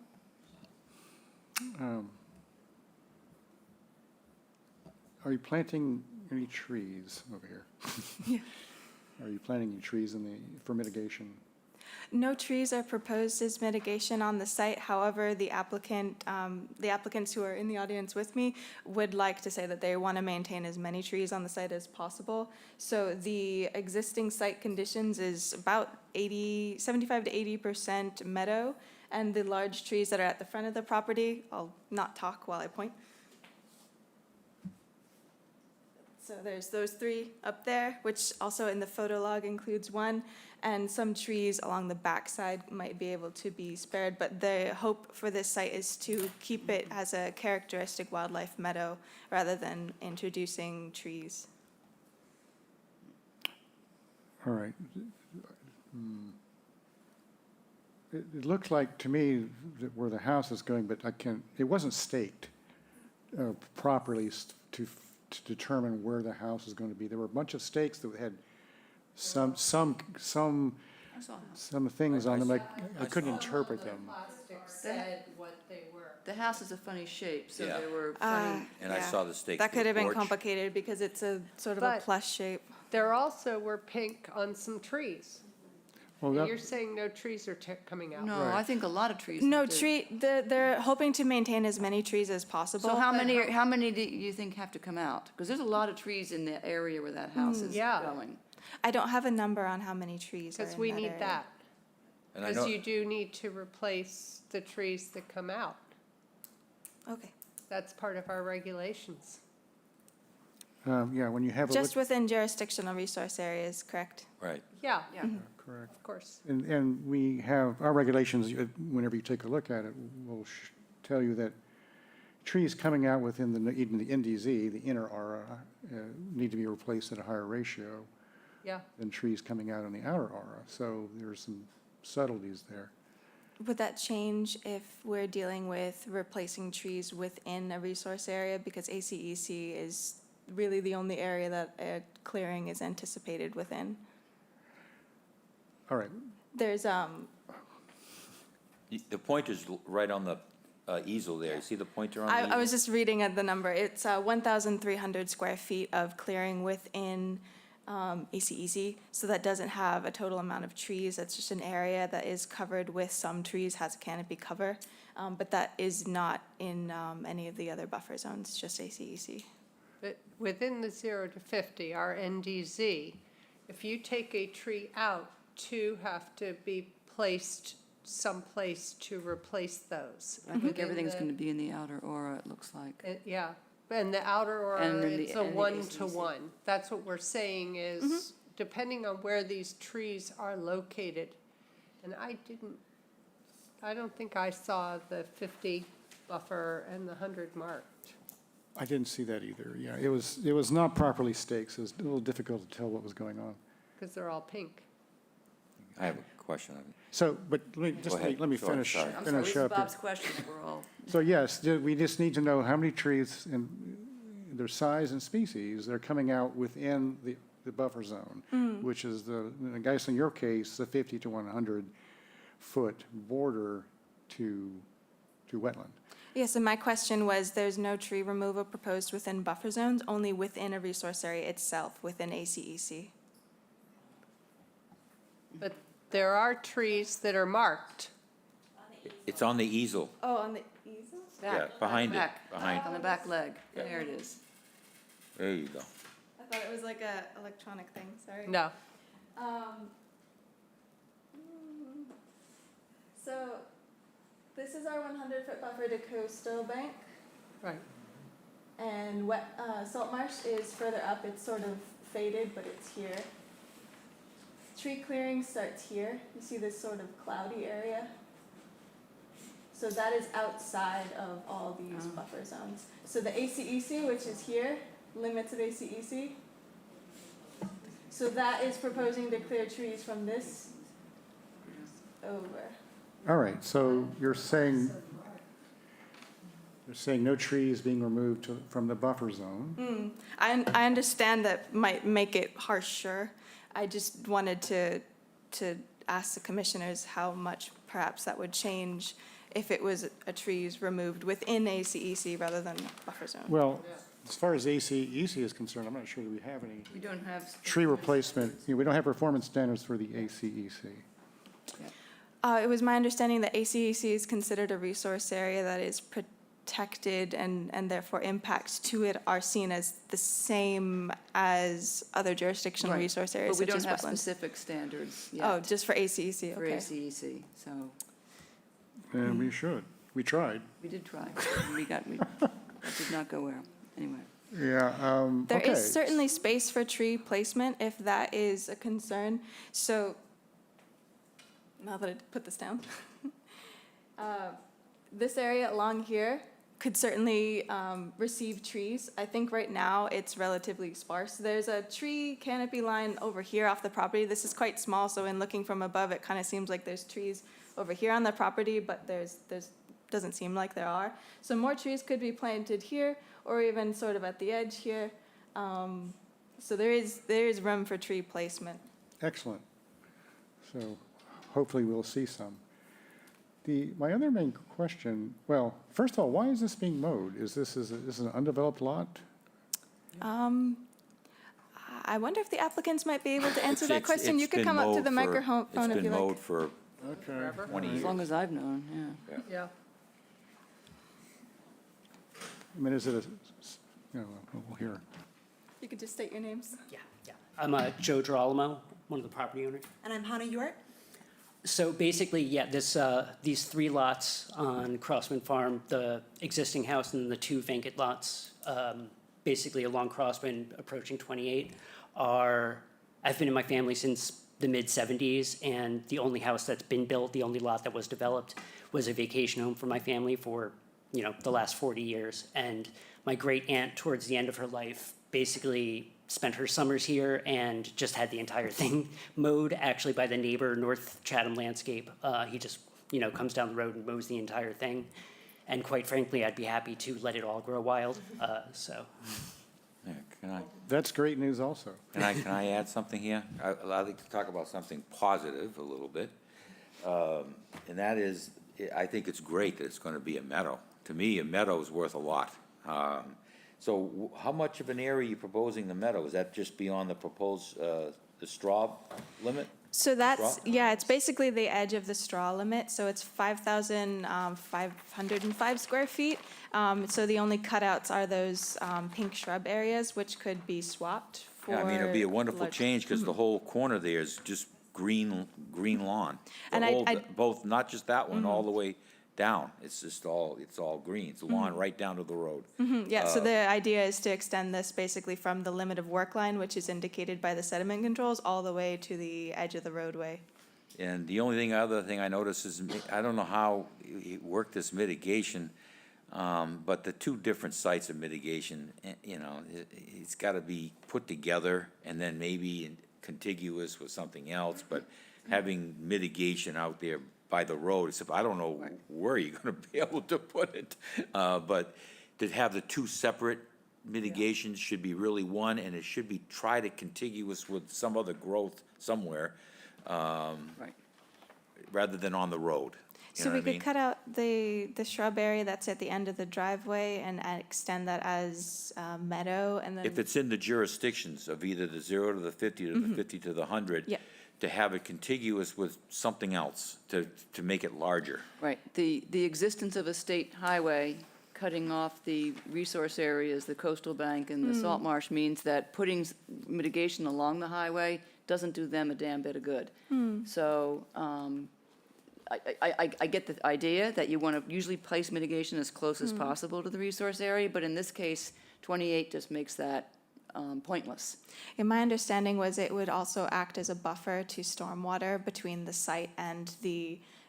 Well, it depends on what's cove. planted there. That's what, you do want some sort of a buffer zone, but before the stormwater would get to 28, because once it gets there, it's just going to run across and pick up all the pollutants that are on Yeah, 28 and I dump right at, yeah. Yeah. So trying to create a way to stop that stormwater flow, the best way is with vegetation. I don't know whether, Meadow meadow's Yeah, gonna be would the best, densest root mat, I you know? would think, would be from a meadow, which is why we had intended to place it that way. But it is tough with the site with contiguous, because along this side, obviously, we have the roadway, and then this as well. And then this is sort of like an upland mixed, mostly red cedar, and then maintained lawn on the far side. We don't really get to our upland forest until back here, which is on the far side. There aren't too many It's a little plants that will difficult. take a saltwater hit. Yeah. okay, go ahead. Sorry, this is still Bob's question. Yeah. Sorry, Bob. All right, on the subject of Wildflower Meadow, the thing that I was taken aback about was that it's going to be mowed. What is the point of mowing it? So mowing is necessary to keep the area as a meadow. New England really wants to be forest, even if it would have to be way down by the salt marsh if it was to stay as an exposed grassland, because it would be subjected to that coastal storm influence. But the areas on that slope would quickly fill in with shrubs and trees and become a forest if it's not mowed.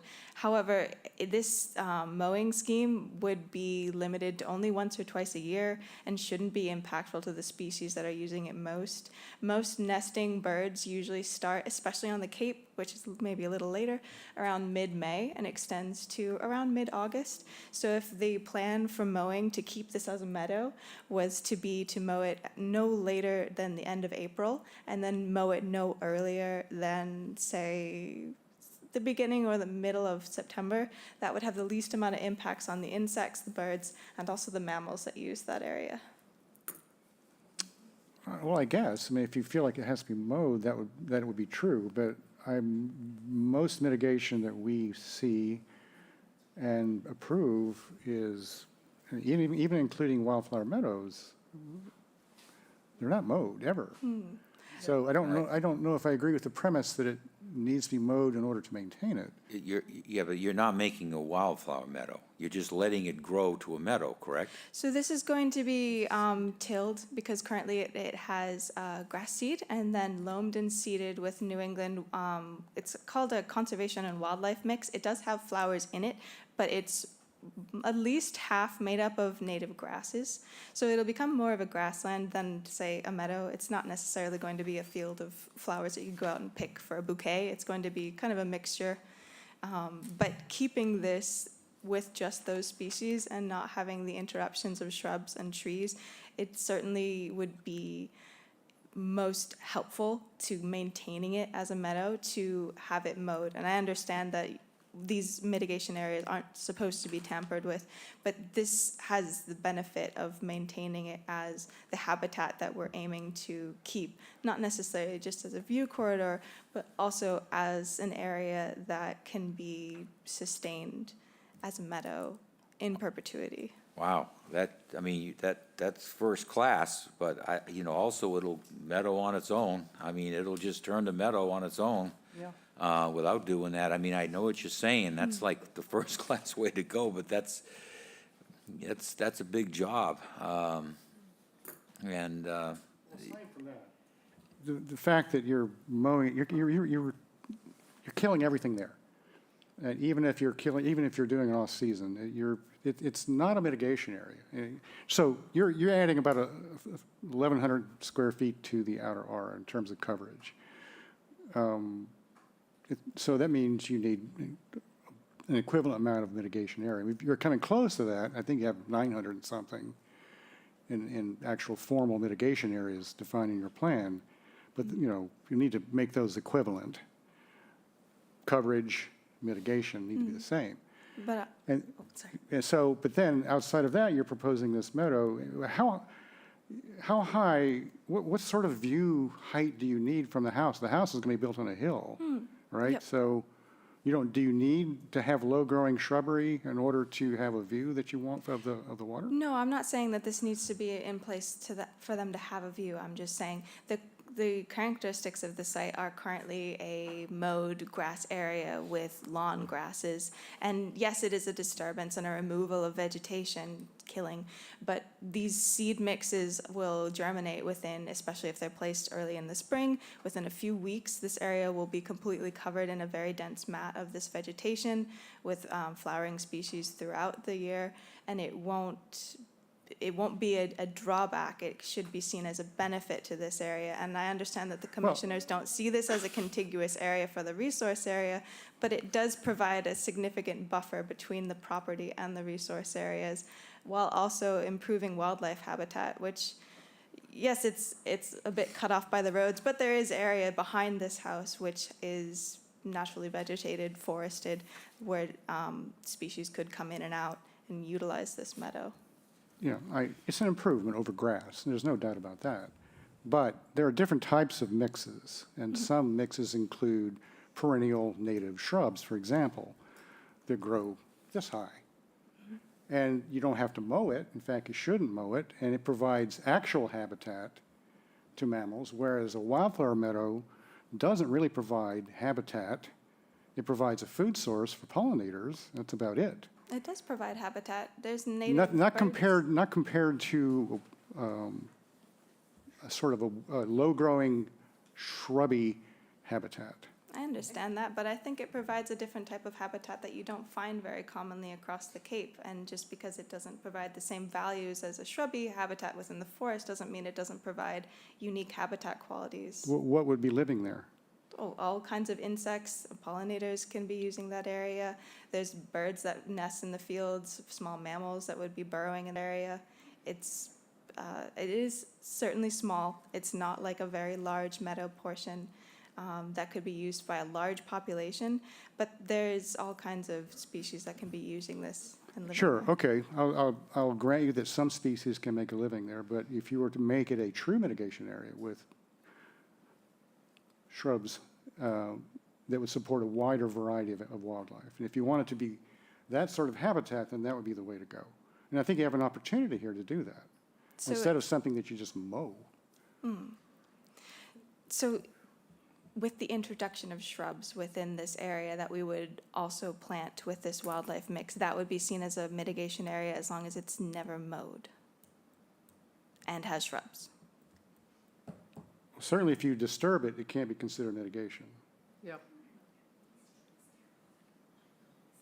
But I'm not saying that you need to make all that into a mitigation area, because you're already providing almost enough mitigation area with those two blobs that you may combine somewhere on the property.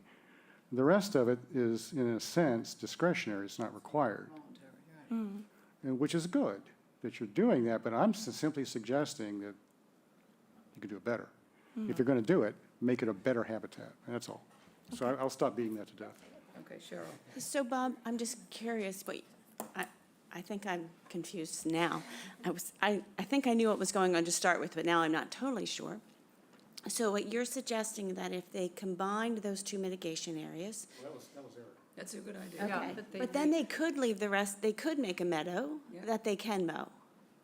No. It's not I'm not saying that. It's not the mitigation. If it's just I mean, because It is discretionary, yes. So And they I'm not arguing, all I'm saying is there's an opportunity to make a better habitat. Totally understand that, That's it. but I just was curious, are they allowed to mow there because of the 50? It's not mitigation, yes. Okay, that was my question. Thank you. Annual, once. yeah. Well, once a year. Yeah. I was spinning a little bit, so thank you. Just from my experience, if you have a meadow, it's healthy to mow it once a year. Yeah. It's healthy to mow it once, usually in the fall. I don't know about September, maybe early October. You know, I see a positive to this. I mean, I look at these bankings now that have got jute twine on them, and some beach grass, and, you know, half-dead beach plums on them, every 6 feet, 10 feet apart. I mean, and plus this is by the road, so if you have high vegetation, there's more chance of animals to run out on 28 versus, you know, this is well, it's true, where this is smaller, or if it's birds, or if it's insects. I mean, to me, it's a positive to have a meadow. I really think so. It's certainly better than everywhere else in the area. And to take the mitigation out of there and put it contiguous with other growth, so when salt water comes, nothing's going to be better than a meadow to take care of the salt water. That's my opinion. I agree too. I like the idea of a meadow there, and I think, you know, historically, we have had things where I'm sorry, I'm having something in my throat, that we mow, you know, the Pilgrims did it, we've done it historically here, that once a year they go out and they hay the salt marshes and things like that. So I think it's a good idea. So, if we were to redesign the mitigation planting area so that it meets closer to what is expected for the standards, my understanding is, just taking all this information into account, we should move this area over to here, sort of expand this, because this is the closest we can get to naturally vegetated areas on the site, and basically focus our efforts on this. And what's proposed now is to have grading up until here, and I imagine that this also means clearing will end around here. But this could also be planted with shrubs as well. So we would have our mitigation area basically be like this, and we will call this, I guess, just a meadow and not a mitigation area, because that doesn't meet the standard. Yeah, we usually use the word restoration. Restoration, okay. Because it's lawn removal, and you're restoring a natural ecosystem in place of an unnatural lawn. Okay. And I did speak with the applicants just before this discussion, and they said they hate lawn. They don't want to be treating it. They don't want to be irrigating it. They would much rather have more of this meadow.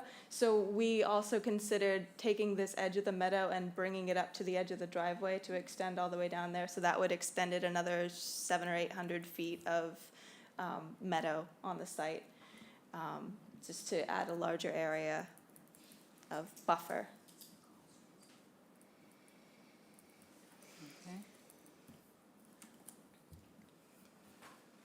Questions, other questions? Bob? The sycamore maple, which is the big tree Mm. by Crosswind Farm Road. Yep. That's gonna seed, it's an invasive, so it's gonna seed into that meadow. Mhm. I don't wanna say meadow, I don't wanna say anything right now. About the meadow. To the very end. Well, it technically is a meadow. Restoration area. Restoration area, that's a good one, that's good. Okay, so anyway, it's in decline as well. Mhm. So what about removing that? You're really causing. The osprey will be very sad. There is an osprey pole nearby, and I think it does use It that. just likes to sit in that Sit tree, there. but you're right, the tree is half dead. Yeah, and if it's But- invasive. Could be girdled and You'll turned just wait into till a it's all snag. dead, right? Oh, yeah, that'd be cool. You can wait until it's all dead and then cut it and leave it as a snag. Right. Yeah, The I was osprey saying can they could still even sit girdle in it now Yeah. to kill it you now. Oh, that's such a brutal way of Kill it killing now. a tree, my God. Yeah. But what I was gonna say is, the house where it's situated now, the new house where it's gonna be, you're gonna be removing some of those red cedars, correct? Mhm. You don't know the number yet, I don't have the number. but if you, where were you thinking, we're gonna need some tree replacement, so where would you be putting those new trees? So my best guess, since we're gonna have survey go back out to the site to locate all of these cedars and any of the trees that are gonna be removed within jurisdictional resource areas, I'm gonna also have them check to make sure that they had their canopy accurate here. Because if this is indeed bare, then they could be put in here, they could be extended in this area, because it doesn't have to be low shrubs, we can use Right. red cedars and extend them along this, it'll add a little bit of privacy. And extend that sort of contiguous connection. That would be the area that I would think would work out most. Okay. And the lawn is gonna remain just Cape Cod, on the left side of the driveway, Is there gonna be lawn? correct? Is there lawn? Yeah. No, it's a nice breath of fresh air, no patios, no swimming pool. There's no fire pit and hot tub. Outdoor kitchen? Outdoor kitchen. And the Yeah, only- really, honestly, to stop. The only other question I had was, let's see, the foundation plants around the house. In our jurisdiction,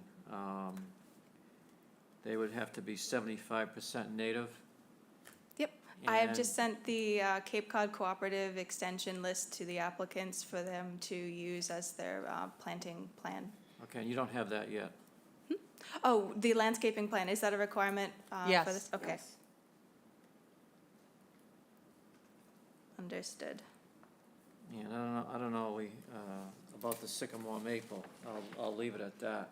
But I know we've gone both ways, so sometimes we've had them removed and other times we've had them remain, so. Since the tree is in decline, I tend to have it removed and maybe even plant some red cedars in that corner of the property. And, yeah. But that's my thought on it. That, you have good rapport with the Eldridges, right? Because you have to have permission to have access on Crosswind Farms. What? I don't know what that means. On that road, that's you have, Property is Crosswind Farm. Right, The address. right. you it might a want to private look into road? that because they have, but they have a very good rapport with your, was it your grandmother? My great aunt, yeah. Your great aunt. You want to look into that because Which Eldridges? Yeah. the Eldridges that own that, they have the right on that whole. Oh, the Crosswind. entire road, okay. That's Edson Eldridge. He's the executive of the state. I'm serious. He could legally put a fence right down Yeah. Crosswind Farms. Yeah, I wasn't aware of that, but yeah, Yeah. we'll do what we can Send to them a read. bundt cake. Yeah. He can stop anybody from parking on it. He can Sure. stop anybody from a driveway access on it. They might have an easement. They do. The Eldridges at the end. These people. No, No? no. They own the house, but this is another lot. I know him. I know the Eldridges very well. I grew up with them, and I know that they have jurisdiction. They will Put in a check, good word for us. Yeah. But I know that your aunt was very close to them, great aunt or whatever she was. Yeah. Thank you. So that's in your favor. Might want to check with them. All right. So, there are people here, did you wish to address us? You need to come up to the microphone, please? Go to this Or you can one. sit at the desk right there. You can do it right there. Press the Just button. push the button. The Conservation Commission is addressing. I am Carolyn Whittle. I own and live at 1013 Orleans Road, but grew up in the house at 1015 Orleans Road. My parents bought the property in 1971, so I have lived on Pleasant Hill off and on for over 50 years. I've worked at Chatham businesses full and part-time since I was 14. I graduated from Chatham High School. I'll preface my comments by saying that I love and respect Chatham. I question whether the lot at 0 Crosswind Farm Road is buildable, if placing a dwelling on it honors its historical location, and if it's prudent to push aside multiple town and state bylaws and regulations to put a dwelling on a grossly undersized lot. Furthermore, I object to the mitigation plan as it most certainly does impact the animals' vegetation and abutters. 0 Crosswind Farm Road is under half an acre. In fact, the square footage used in the notice of intent is inflated to 20,815, as every other document I have seen declares lower square footage numbers, and I do not know if the 30-foot and less portion of the lot has been subtracted from the square footage amount. I am unsure if a lot so small was ever acceptable in Chatham, but its size is even more alarming when you consider that the lot next to it, owned by the same family, is barely over half an acre. These two lots combined do not meet today's 1.5 acre requirement. I am also unsure as to how the 100-foot buffer zone, which crosses through the middle of the proposed dwelling, is acceptable. Building on this property opens the door for another small dwelling to be built on the small lot next to it, leading to more tree removal and further compromising of an area so near to the ACEC and waterfront. On the first page of the notice of intent, the proposal admits that building this dwelling, I quote, will result in permanent impacts to ACEC, as well as the outer portions of buffer zone to Salt Marsh and Coastal Bank. Note the word impacts is plural. This lot additionally impacts the land under ocean associated with Riders Cove and land subject to coastal storm flowage and FEMA flood zone concerns. The notice of intent minimizes these impacts, but added together, these impacts are hard to accept. There are thousands of square feet being compromised, 8,575 square feet according to the proposal, more than a third of this lot that we cannot get back if rules and regulations are broken. Changing a lawn into a meadow with some bushes is not an equitable trade-off to cutting down trees and putting a dwelling, driveway, septic, and utilities on this lot. I also do not foresee what the proposal calls an improvement to wildlife habitat, because the animals will not be seeking the state highway, nor should the humans lead them there. This area is an important corridor for all animals. From Pleasant Bay, Jackknife Cove, and Muddy River, the animals cross over to a brook and wetlands behind my property, and then through the property and the area where trees will be removed and the area cleared to a cranberry bog on Crosswind Farm Road to the Herring Run and Stillwater Pond.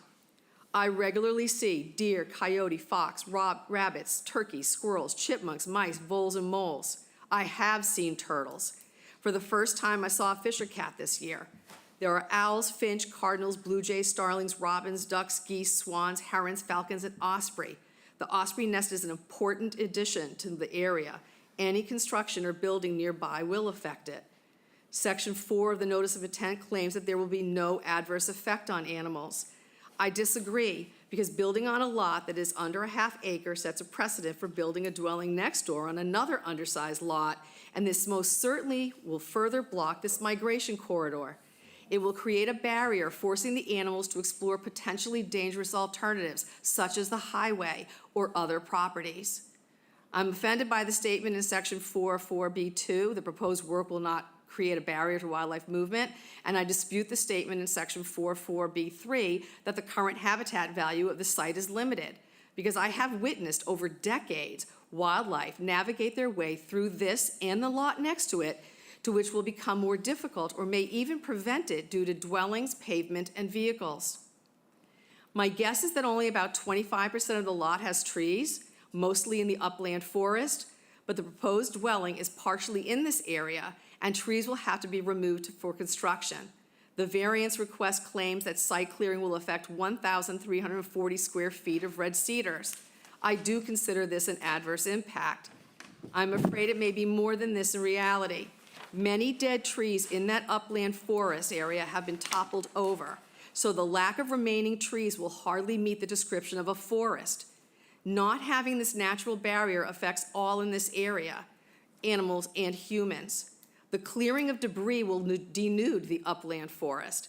Plants that are currently enjoying growth there may not survive the exposure of the direct sun and drought that may ensue. This change will also disturb the ecosystem in the abutters' yards. Critical to the abutters is the sound and light barrier these trees provide. Cutting down the mature trees in the upland forest means that all of the noise from the highway will not be filtered by a natural and attractive barrier. It also means that the lights from vehicles will disturb the abutters daily. Adding the ambient lights and noise from undersized lots does not reflect the standards of Chatham residents or respect their property values. Abutters should be involved in decisions that adversely affect them. The variance request states that 31% of the site will be restored with native plantings. The site already is natural, albeit not perfect, and only needs to be restored if it is disturbed by this project. To stop mowing a lawn and create a field with some bushes does not make up for the loss of healthy, mature trees. The mitigation plan seems awfully dependent on blueberry bushes. This proposal is not a significant improvement over the current situation. It would be preferable to extend the border of wild plants that are already a happy home for stability, appearance, and for the rabbits and other animals down the boundary line of the abutters. Animals do not use the lawn portion for travel because it is too near the highway and they can access water through better routes. Only a portion of the vegetation buffer strip will be restored, and the current mitigation plan forces abutters to spend more time and money on their properties to maintain what they have or be forced to follow suit due to unintended seeding. The New England Conservation Wildlife Mix contains multiple grasses and some flowering plants to which humans may be allergic. Some of the plants may attract the deer, an animal I do not want to see come into contact with the highway. Indeed, some of the mitigation plan poses dangers for humans as well. I object to trees that grow to 12 feet high, placed along the highway, especially in clusters. Pulling out of the shared driveway of 1013 and 1015 is exceedingly difficult to the left of the driver.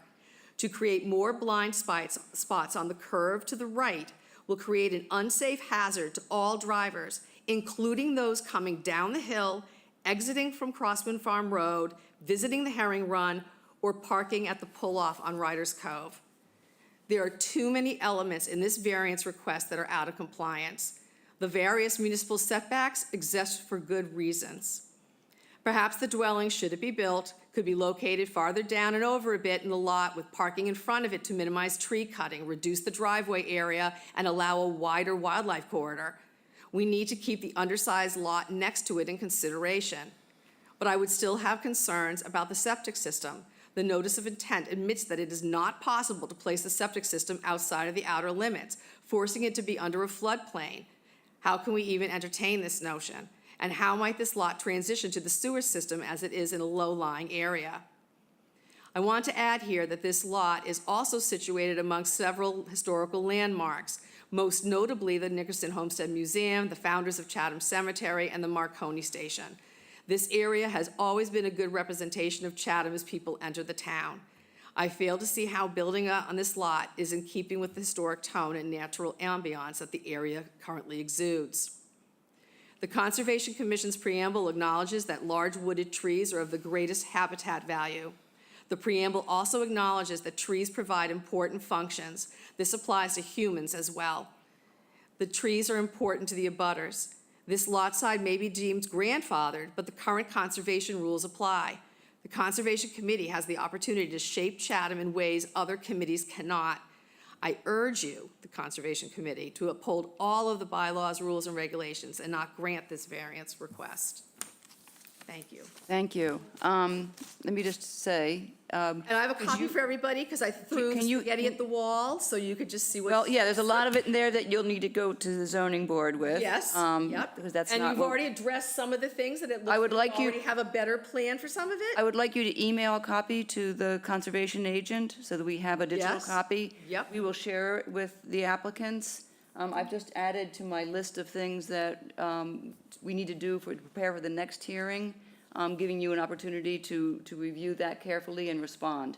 I don't want to ask you to do that right now, but if you give it, we'll get it to them, and then everybody will have it. Yep. Thank you very much for doing all of your work. Thank you. Thank you. I have a lot more to say, but I'll save that for the next one. Okay, thank you.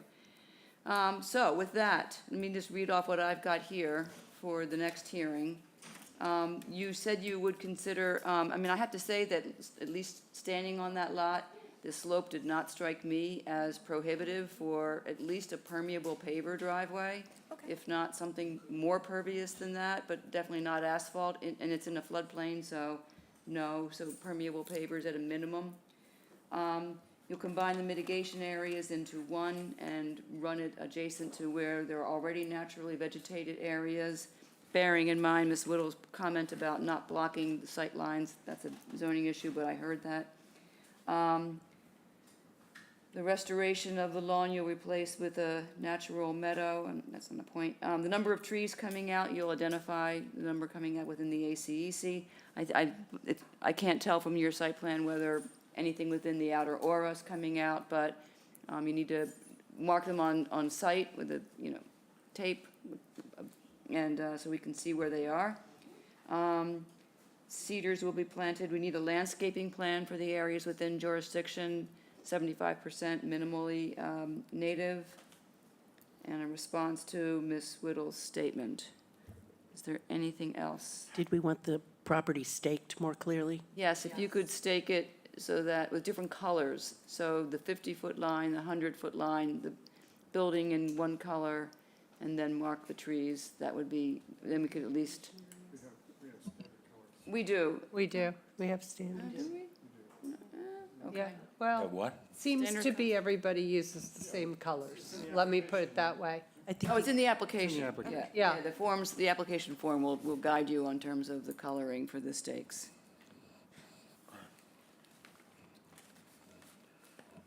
And with all of that,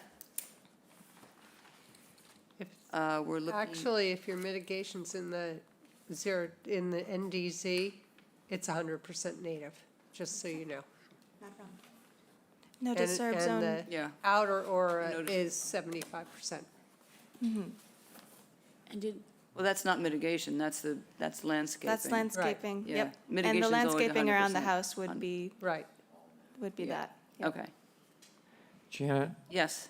that was a consideration of mine too, to move the house lower to keep those cedars in the back of the Yeah. back of the house. That would save a lot of those trees just by moving the house down the hill. Yeah, agreed. I mean, again, because of the way that the highway bisects the area from the coastal resource areas, moving the house a little bit further into that would not affect that, and if it saves trees on the other side, it could be well worth thinking about. I'll put that, thank you, Bob, remind me that, I'll put that on here. All right. So, how long, I'm inclined to say July 10th, which is our next open hearing date. which I would- think 2 weeks might be too quick for the Okay. survey and plan revisions. I got it, July 24th? July 24th, okay. Okay. If for some reason we cannot make the July 24th hearing. Just send a notice to Crystal and say, ask her for a further continuance, and we grant those pretty automatically. Okay, understood. Okay, Thank you all for your time. thank you. Thank you. I move that we continue 0 Crosswind Farm Road to the meeting on July 24th, 2024 for a notice of intent. Gordon, second. Roll call vote, Bob? Aye. Elise? Aye. Karen? Aye. Eric? Aye. Cheryl? Mary? Aye. And I vote aye, that's unanimous. Thank you very much, thank you for coming. Thank you all. All right, Paul, we have one more Last notice but of not intent. least. We've got to pick this up because I know we have somebody breathing down our necks to get in here eventually. At 4.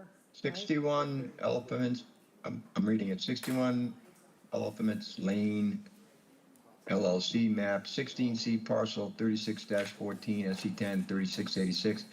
Replacement of existing concrete wall with a vertical sheet wall. There's Bob. Hello, Paul. Thank you, Madam Chairman. It's Bob Perry. Hello, Bob. Good afternoon, Bob. Hi there. I'd love to be with you there in person, sitting all afternoon in the audience, but here I am on your Teams platform. So Okay, thank you. well, lucky you, but go ahead. So I'm going to just recap quickly because I know it's getting late. Back in 2022, the concrete seawall at this location at 61 Eliphamitz collapsed. And we responded quickly to the owner at the time and filed an emergency authorization to make spot repairs on the spur of the moment, and effectively received authorization through your committee to stabilize the place and basically made a rudimentary revetment out of the remaining concrete. Just laid it back and put filter fabric beneath it with a little bit of stone rubble. Well, we filed a notice of intent, as we were supposed to, for follow-up with the emergency authorization. We included this bulkhead in that notice of intent, but some months later wrote you a letter requesting that the bulkhead portion of it be withdrawn. And we never heard back, and I don't believe the commission ever took action to issue an order of conditions for the emergency work, certainly not for the bulkhead. So the property changed hands recently, and the new owner is in the same family as number 63 Eliphamitz, which is the property just to the south, which is a good thing because we had mentioned on the plan initially that the wall work at that southern boundary would need to be coordinated with the other owner, and that's very easily done now. So we have redone the notice of intent to address the current time frame, to address the current owner of the property. And what we're doing is clearing all of that rubble out of there. And there's a proposal here to install a more standard below ground marine seawall of a very low profile. It'll be about 3 feet, 3.5 feet high. And it will have returns at each end. It's approximately 50 feet in length. The access can occur quite readily right down Eliphamitz Lane and then come across on the water side of the buildings. A lot of this work would be by hand, but I think the sheeting would be hung in place and vibrated in. Not a whole lot is intended to be changed here. The area has kind of a rough, salt-tolerant, grassy vegetation. Certainly no real practical sense in having turf lawn, but I think a salt-tolerant coastal grass is what would be placed into the area that you see as all sand. Footwork would be performed on the seaward side. It's possible in the long reach of my imagination that a small rubber track excavator might need to be out there twisting in the helical anchors, but that would be very temporary, and mats would be employed on top of that salt marsh deposit. We've done this a number of times, and I don't believe any damage would occur to the salt marsh. I did contact Renee Gagné, the shellfish constable. She indicated to me that this was not a project that they needed to see. It doesn't need any zoning permits to our knowledge. It is just a replacement of the concrete wall that fell down because it was not designed as a seawall. Perhaps when it was built, the beach was a beach, and it wasn't anything to worry about, but times change. So rather than go on and on, I'm just going to say that is the summary. The emergency work, if there was never an authorization issued for that beyond the emergency, then we have no objections to having that included in the notice of intent, the order of conditions, just to have it acknowledged. So with that, I'll take your questions. Thank you. All right, thank you, Bob.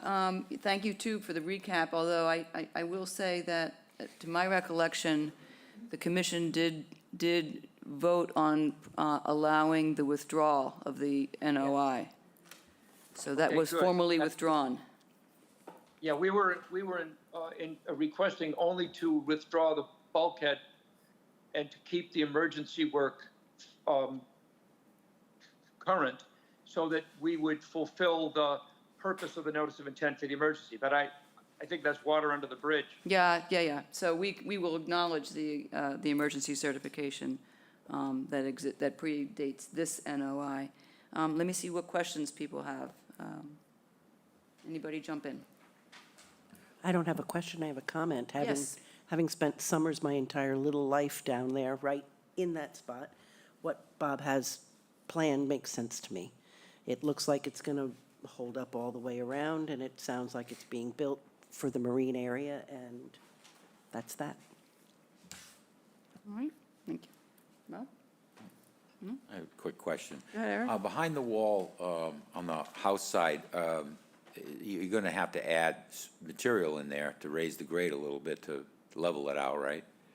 Yes. Did you consider maybe like sand and beach grass for in case you get lap over, from salt water, something that's going to handle it? Yes. I don't know of an objection to that. It's an area that's going to take a lot of salt water from time to time. Right. And beach grass is probably the best thing other than a Spartina patens.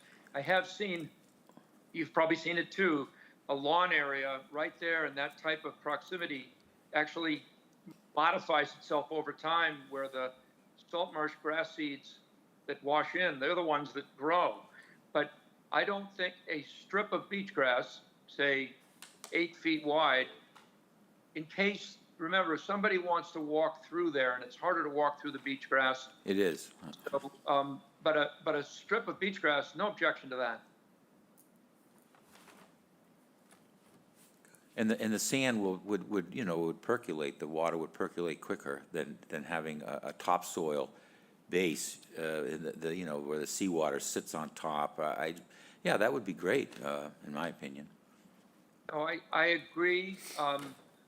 The beach grass will get invaded with a lot of different things if the soil's too good. Yeah. But we're not looking to make a huge change. But I was basically going to keep it like it was, which was a Lawn. kind of a scrappy, grassy area. But if you're not closing today on this, we can ask the owner about to the extent they want to have it beach grass. Just that I'd want to keep enough room so people can move through the area. Right, so you'd have an area near the house that you would just be regular lawn that you can walk through, and just have like you suggested, just have a small area of beach grass area. Right. Yeah. Yeah, we have about 14 feet, so we could, do 6 to 8 feet of that with beach grass. Right. Thank you. Thank you. Bob? And Bob, what about demarcation between the lawn and the beach grass, so no one mows over the beach grass? Well, I don't know. Is it really necessary? up with beach grass. Well, the lawn will be mowed, so that'll be kind of. It's interesting to wonder about that. What's interesting is that the beach grass line is a visible line. Yeah. I think it's going to have to, at least my approach to it would be the honor system.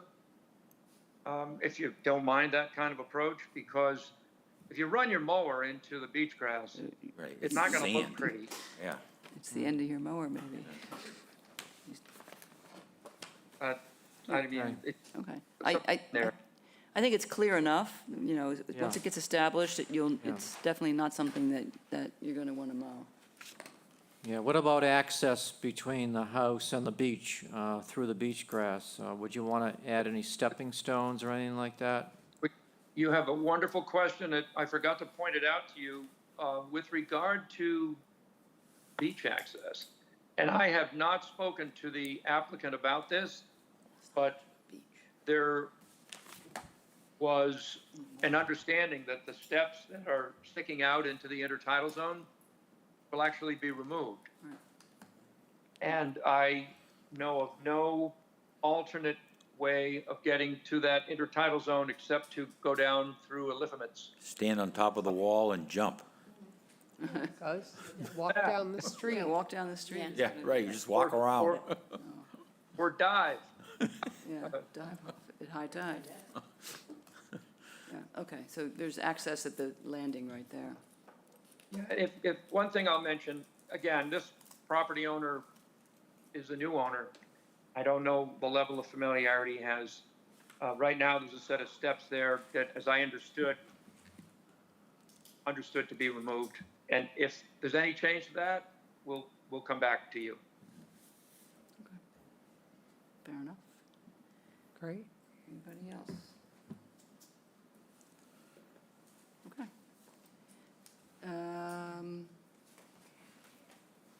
Thank you, everybody. That was a lot of good ideas put out there. So Bob will make those changes. Oh, there's a hand up? Oh, Paul? Yeah, Yes. it's me. Bob, did anyone contact Ted? I don't think he'd have an issue with this, but. Yes, we have a, we have Okay, a. you did get a letter? Yep, we have one late, this came in just Okay. before we came in here today. He has no Okay, issues I with thought it. so. Yep. I touched. Okay, great. Thank you. Yep. All right, so you'll redo the plan to make these changes. Do you want to schedule for July 10th? Yes. Okay, we can do that. I move that we continue 61 Eliphamitz Lane to July 10th, 2024 for a notice of intent. Gordon, second. Roll call vote. Bob? Aye. Elise? Aye. Karen? Aye. Eric? Aye. Cheryl? Aye. Mary? Aye. Aye. And I vote aye. We will see you back here then. Thank you very much, Bob. Thank you all. Bye. Thank you, bye. All right, Paul, what's next? Minutes. That's it. Minutes. Minutes. We got some minutes. Minutes. Minutes. Minutes. Hang on. We have April 24th May 1. and May 1.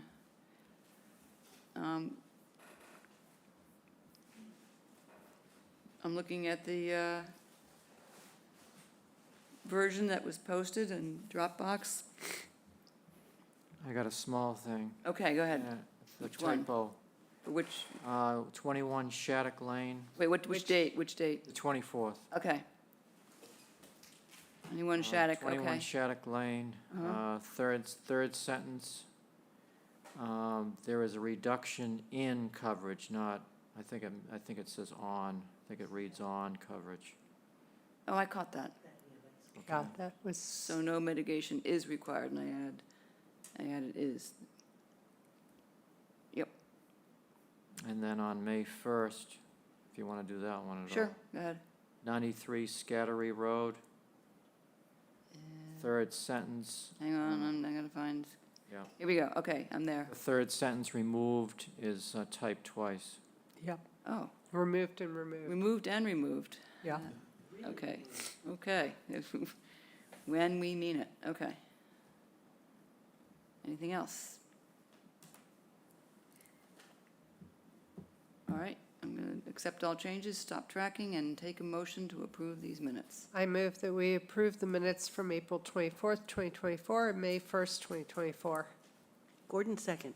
Roll call vote, Bob. Aye. Elise. Aye. Karen. Aye. Eric. Aye. Cheryl. Aye. Mary. Aye. And I vote aye. They are approved. Sean. Gosh, you're a little late. Well, I've been here since 1:30. I watched the 63 Shell Drive extension request. I had trouble getting on with Wi-Fi. And I figured someone would see me, and if not, I would just grab it at the end, so. Okay. Not sure what happened there. Was it continued, or? Which, is No. this 356 and 366 Shore? These are the CBI Okay, so extensions. I guess here's the Paul was saying situation. There's some Yep. issues that, We approved the extension on the first three, on the Yep. plantings and the nourishment. We have held on the beach access staircase, because it doesn't expire till October, so there was Yep. no need for urgency. Secondly, we wanted to understand better what a shift in infrastructure priorities within the resort means for this project, and Yep. whether this project is gonna Yep. actually go forward. And Yep. C, we really wanted to talk to somebody from CBI about some, not necessarily related concerns, but some concerns we have about some of the things that have been happening without any notice to us or approval sought, and so we wanted to meet the new people and maybe have a conversation, and this was our way to do that. perfect. So you all know about Gary Thulander moving Yep. on. Yep. And Yep. luckily, we have interim Paul Zust Okay. back. So Paul is back. I just found that out an hour ago. Okay. So what I'll do is I'll have Paul come to the next meeting. I don't know if we can ask for Nope, continuance. it's gonna be to go July to- 10th. July 10th? Yeah, that's when we Yep. scheduled it, so if you could have him Yeah, come that's then, fine. that July would be 10th or great. 24th, either one, like you said, that one doesn't expire until October, so. Right. And if, Paul, if you could just share with me either offline did. or, I okay, did, what the yeah, issues. I just sent it to you about 30 seconds ago, man. We're like synced here. All right. So what I'll do is I'll just reach out to Paul and set up a meeting with him and go over whatever those issues are and see if we can come to the July 10th hearing with answers. That would be very much Great. appreciated. It'd Thank be you. very efficient then. All All right, right. thank you. Sorry you sat there for 2 hours, but look, good to get you the That's how message that that's how it's gonna I go. did learn about the stairways Yeah, and the limit of 3 feet. And I didn't want to say anything, but it seems like a very, very narrow, because on the inside of that 3 feet between the posts, you only have 2 feet. Because you essentially have 4x4s, and then your railings are usually 2x4s on the inside of the 4x4s, which No, is I 6 inches. So I you're think left we're with 2 thinking feet of- 36 inches inside is the inside dimension. Oh, And- that's more than reasonable. And with the That's more than forges on reasonable. either side for Okay. the railings, you're at 40 Yes. something, 42. Hey, Sean, do you happen to know what the ADA requirement is? I don't. That was a very interesting comment, ADA requirement, because usually the width is due for wheelchair access, not for pedestrian access. So I can take a look at that for you guys. Nobody's going down No. the stairs in a wheelchair. Yeah, Yeah. so, My daughter's handicapped, and she wouldn't be going down them stairs. Or the building code requirement? What's the minimum or maximum? I can take a look for you guys and I can send you the section. Thank you. All right, Thank you. All all right? right. Thanks, Sean. Well, thank you for hearing me and have a great rest of the day. You too. You too. All All right, right, Paul, anything else? No, I think Okay. we talked Yep, enough. okay. I move that we adjourn. Gordon second. Okay, adjournment vote, Bob. Aye. Elise. Aye. Karen. Aye. Eric. Aye. Bob. Aye. Cheryl. Aye. Mary. Aye. And I say aye. Thank you very much, everybody. Oh, wait, don't go away, Mary. Oh, she went away. So.